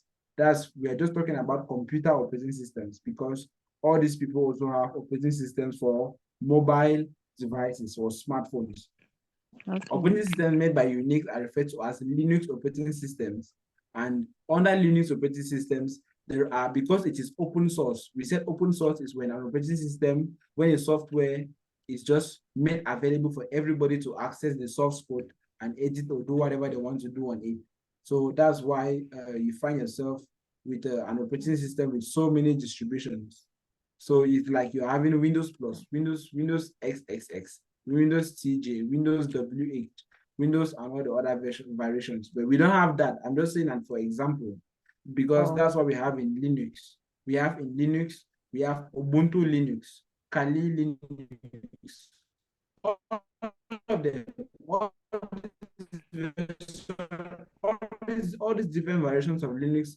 We have Ubuntu Linux 20, 21, 22, all right? But then we are just trying to let you understand that Linux is an operating system that has various variations. So it's like it has different manufacturing, different products under the same manufacturer. But then we move to the other operating systems like the Google Chrome OS, which is an operating system that is made to run on a specific type of computer that is a lightweight and made specifically to operate best for people like students and children. Okay, that it's mostly cloud-based. A lot of the processing is not done on site, it is done in the cloud. So that's just it about the different type of operating systems. The main feature you know about operating systems is that you should know about the operating system is that it provides an interface for you to interact with the hardware. It also provides an interface for applications to interact with the hardware. It provides file management abilities, resource management. It provides also security because the operating system manages your device security, and a lot more of other features that we can always talk about as time goes on. I want to believe that you've understood very well what operating system is all about. Yes. At least I got something. Thank you. Okay, we can always go back and you can always go a little deeper as subsequently. Well, let's just, with respect to the current subject matter that we're learning, do you have any questions with respect to the current matter?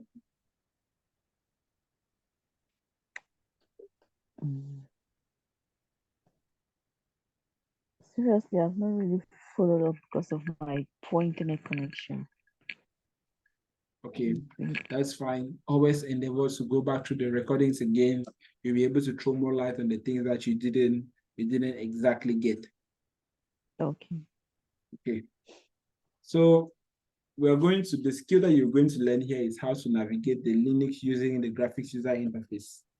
So we will talk basically here, the key terms we use under this Linux are like Linux, distribution, and shell. What is Linux? It's an open source operating system. We talked about that. A distribution, what is a distribution? It is a custom version of Linux. I just explained that. And a shell It's a command line interface, period. The Linux kernel is the core of the Linux operating system. Released in 1991, it was for large and small systems. It is collaboratively built, so by many people, and the source code must be shared. So one of the rules of the Linux operating system being made available for everybody is that for every new distribution that you make, you must share the source code. You must make it available to everybody so that it can keep being developed and improved on. The OS of the Linux operating system is not the kernel. The kernel is separate. The graphical user interface is optional. So you choose whether you want to use your Linux operating system with the user interface or the graphical user interface, or you don't want to. So the software project support. So everybody is generally support. The community is generally supports the operating system, and Linux also provides an operating system that is easy to use. That has both interfaces that therefore permitting you to have more taste. The kernel plus the software makes up the Linux operating system. So the Linux, the various distributions are just the ones that are modified in such a way that they can perform some specific tasks or work in a way that suits the developer. They can be specific. They are customized to work according to your preferences, and some can even have sub-variants within them. The Linux shell, on the other hand, is simply the command line, which typically is referred to as the bash, and it's consistent among most distributions. So a lot of Linux distributions have the same command line interface. Okay, good. Some common commands in Linux are like file management commands, process management tools, user management tools, software management tools, etc. Some example of a user management tool is if you type who am I in any Linux command line, it's going to tell you which user you're currently logged in as. With Windows interaction, as under the topic Windows interaction, we say an open source generally means something is usually means it is inclusive, which means it is open to all. Samba allows for files and for file and print shares. Okay, whereas and it also has web. When you're interacting with the Windows, you also have web services and networking tools made available to you. As you work with the Linux operating system, it is advisable to always back up, use antiviruses, and update your operating system with recent features and the security patches. So summarily, we've talked about the Linux kernel, what is open source collaboration within big and small environments, and we also talked about how powerful the Linux operating system is and the availability of the OS. That brings us to the last but not the least operating system within this model, which is the Mac operating system basics. I can see that a lot of people are having challenges with networks. So a lot of people are having challenges to join here due to network issues. But that's fine. This is something that is not very, very complex, and it's going to be easy to follow for everyone. The skill you're also going to get here is how you navigate through the Mac operating system. Don't be scared by the fact that we are going so quick. These are skills that you're actually going to get. We're not just saying you're going to get this skill with the mouth. We are going to do all of these things that we're talking about inside the Lab Sim platform. The Mac operating system the Mac OS is an operating system developed by Apple for Apple computers, and the Apple file system is a file system that works on these operating systems. Okay, it is a default file system for every Mac OS computer as from Mac OS 10.13. The keyboard interface, the keyboard of Mac OS looks totally different from every other keyboard. The way the commands are placed and everything, it is different from the Windows and the Linux keyboards. You can see we say Control, we say Shift, and all the stuff. On Windows keyboards, we say the home button, but we don't have any of that. We have Command, Control, Option, and other keys that play kind of the same role. So you just have to learn how to use these various keys, okay? Just learn how to use these various keys. So the same way we do Control C, you can do it here as well, but it is not what you use. We use Control C in Windows to copy. Here, you don't use Control C to copy. You use Command. You see, you don't use Control C to copy. You use Command plus C to copy. this is not something that you really have to pay a lot of attention to. It is just for people who are aspiring to use the Mac operating system. People like me, you want to use Mac operating system. So the control button on the Mac is not equal to the control button on Windows. It is instead the command button on Windows that is on Mac that is equal to the control button. So you find yourself, all the shortcuts that you know, like Control C, Control X, Control V, Control P, in Mac OS, you can do all the same thing, but you don't use Control. It's Command C, Command V, Command X, Command P. So I think that's one thing that you have to put in your mind. The function keys also up, they kind of play the same role, but if you want to access the additional features that this function key provides, you have to use the FN key. You can see FN key right here at the bottom. The FN, this is the FN key. You use it to like shift and access additional features of the keys here. So basically, if you use the FN alone, you'll be able to switch languages or even open additional features like emojis or your keyboards or features of your computer. We also look at the magic mouse. It is just a whole new topic. It's just a whole new environment. You're going to interact with this within the platform, and actually have the opportunity to use these hardwares. That's one thing that is nice about the material, because you don't have to actually buy any of these devices physically to work with them. You're going to interact with the virtualized version of all of these. We also talk about the Apple Silicon chip, the M1 chip, which is the chip that Apple has been using since 2020 on all their new Mac operating system or all their devices. The M1 chip. There's even the M2 chip already. The M1 Max, M2 Max, M1. All of these are chips that are used in the Apple devices. So the Apple file system is the primary file system, and it's not complete. It's the primary file system, like the way Apple manages their files and all of the organization, and they are not compatible. The file system is not compatible with any other file system, like the NFS for Windows and the XFS for Linux. And the XT4, we have XT4 for Linux, XT3, XFS for all of these for Linux. Then we have NTFS for Windows, New Technology File System, and then we have APFS, Apple File System. The various file types that run on Apple are .app, .dmg, and .pkg. The various file extensions that work for Windows are .exe, sorry, the other one is escaping me. I'll get back to it. But for Android is .apk. I believe you all know that .apk, because a lot of people should be using Androids. The file types that work on Android are .apk for applications. For Windows is .exe. For Android is .aap, or .dmg.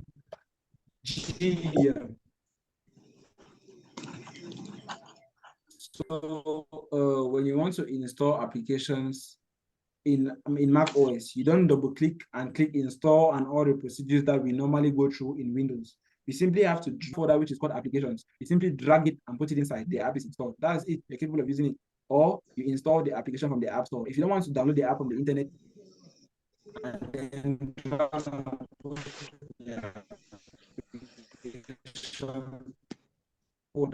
because you're not sure about the security, how safe the app is, you can simply go to the Apple. What's nice about Apple is the continuity, because when you can easily switch to your Apple tablet, you can easily switch to your iPhone, you can easily switch, even to your watch. That's one thing that is nice. For one account, you have access to your tablet, your TV, your watch, and everything. It is the continuity that makes it very good. So file sharing thanks to the Apple, how do they call it again? How do they call this Apple share again? AirDrop. The AirDrop feature in Apple devices permit them to facilitate file sharing and continuity in general. So you see, you can just work on your computer, drop in your tablet, continue your tablet, drop in your phone, and stuff like that. So there's Apple Business Manager, another service of Apple that manages Apple IT, and it is can be owned by organizations. it is very easy to implement and then provide a centralized means of managing every user through federated authentication. So the best practices while you're working with the Mac OS operating system is to have regular updates. Always make sure you have patch management and use antivirus and malware, because irrespective of how safe you think you are from the internet always has a way to get back to you. So summarily, we've talked about hardware and software in Apple devices. We've talked of the 5 types, the app installation procedure, Apple ID and continuity alongside the best practices while you interact with the Apple operating system. The various class discussions that we find here under Linux and the Windows operating system, I want you to all go and read through it, but the only one that you have to work on as assignment is the first one that we did. The very first class discussion inside chapter 4 is what I want you to answer to me. That being said, we have come to the end of this session. We have covered everything in chapter 4. We are officially done with chapter 4 actually, and I don't know if you have any question just before we continue. If you have any question, worry, contribution, you can bring it forth but we have already finished with the session for today.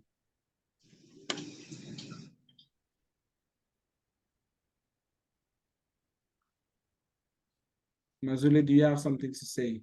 A question? No, sir, I don't have a question now. What about Edith? You don't have a question now. We're basically done, right? It's 9:00. We finished on time. Okay, sir. Edith, what I about don't you? have any question. Okay, you don't have any question. I guess that's it then. Mr. Etienne, thank you for sticking around. Thank you for keeping an eye watching over us. You're our angel. You're our angel today. Just watch it from the background, not say anything. That's fine. That's fine. Officially, we're done with the session of today. You're all expected to go through your platform, cover your labs for the week. You should be working on chapter 5 already. You should be working on chapter 5 already, so that by the time we come in next week to start working on chapter 5, you should be able to already understand better the things that we've done. Nonetheless, from what we have covered after watching the recording as well, if you want to watch the recording, you can always bring forth your questions in the group, ask them, make the group lively, interactive. Ask your questions in the group, and there's always going to be a way for us to answer them. I hope you liked the session of today. We're going to communicate further in the group if there's any information.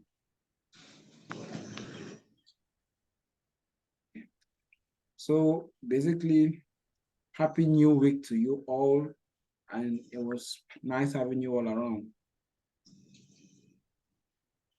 Thank you, sir. You're welcome.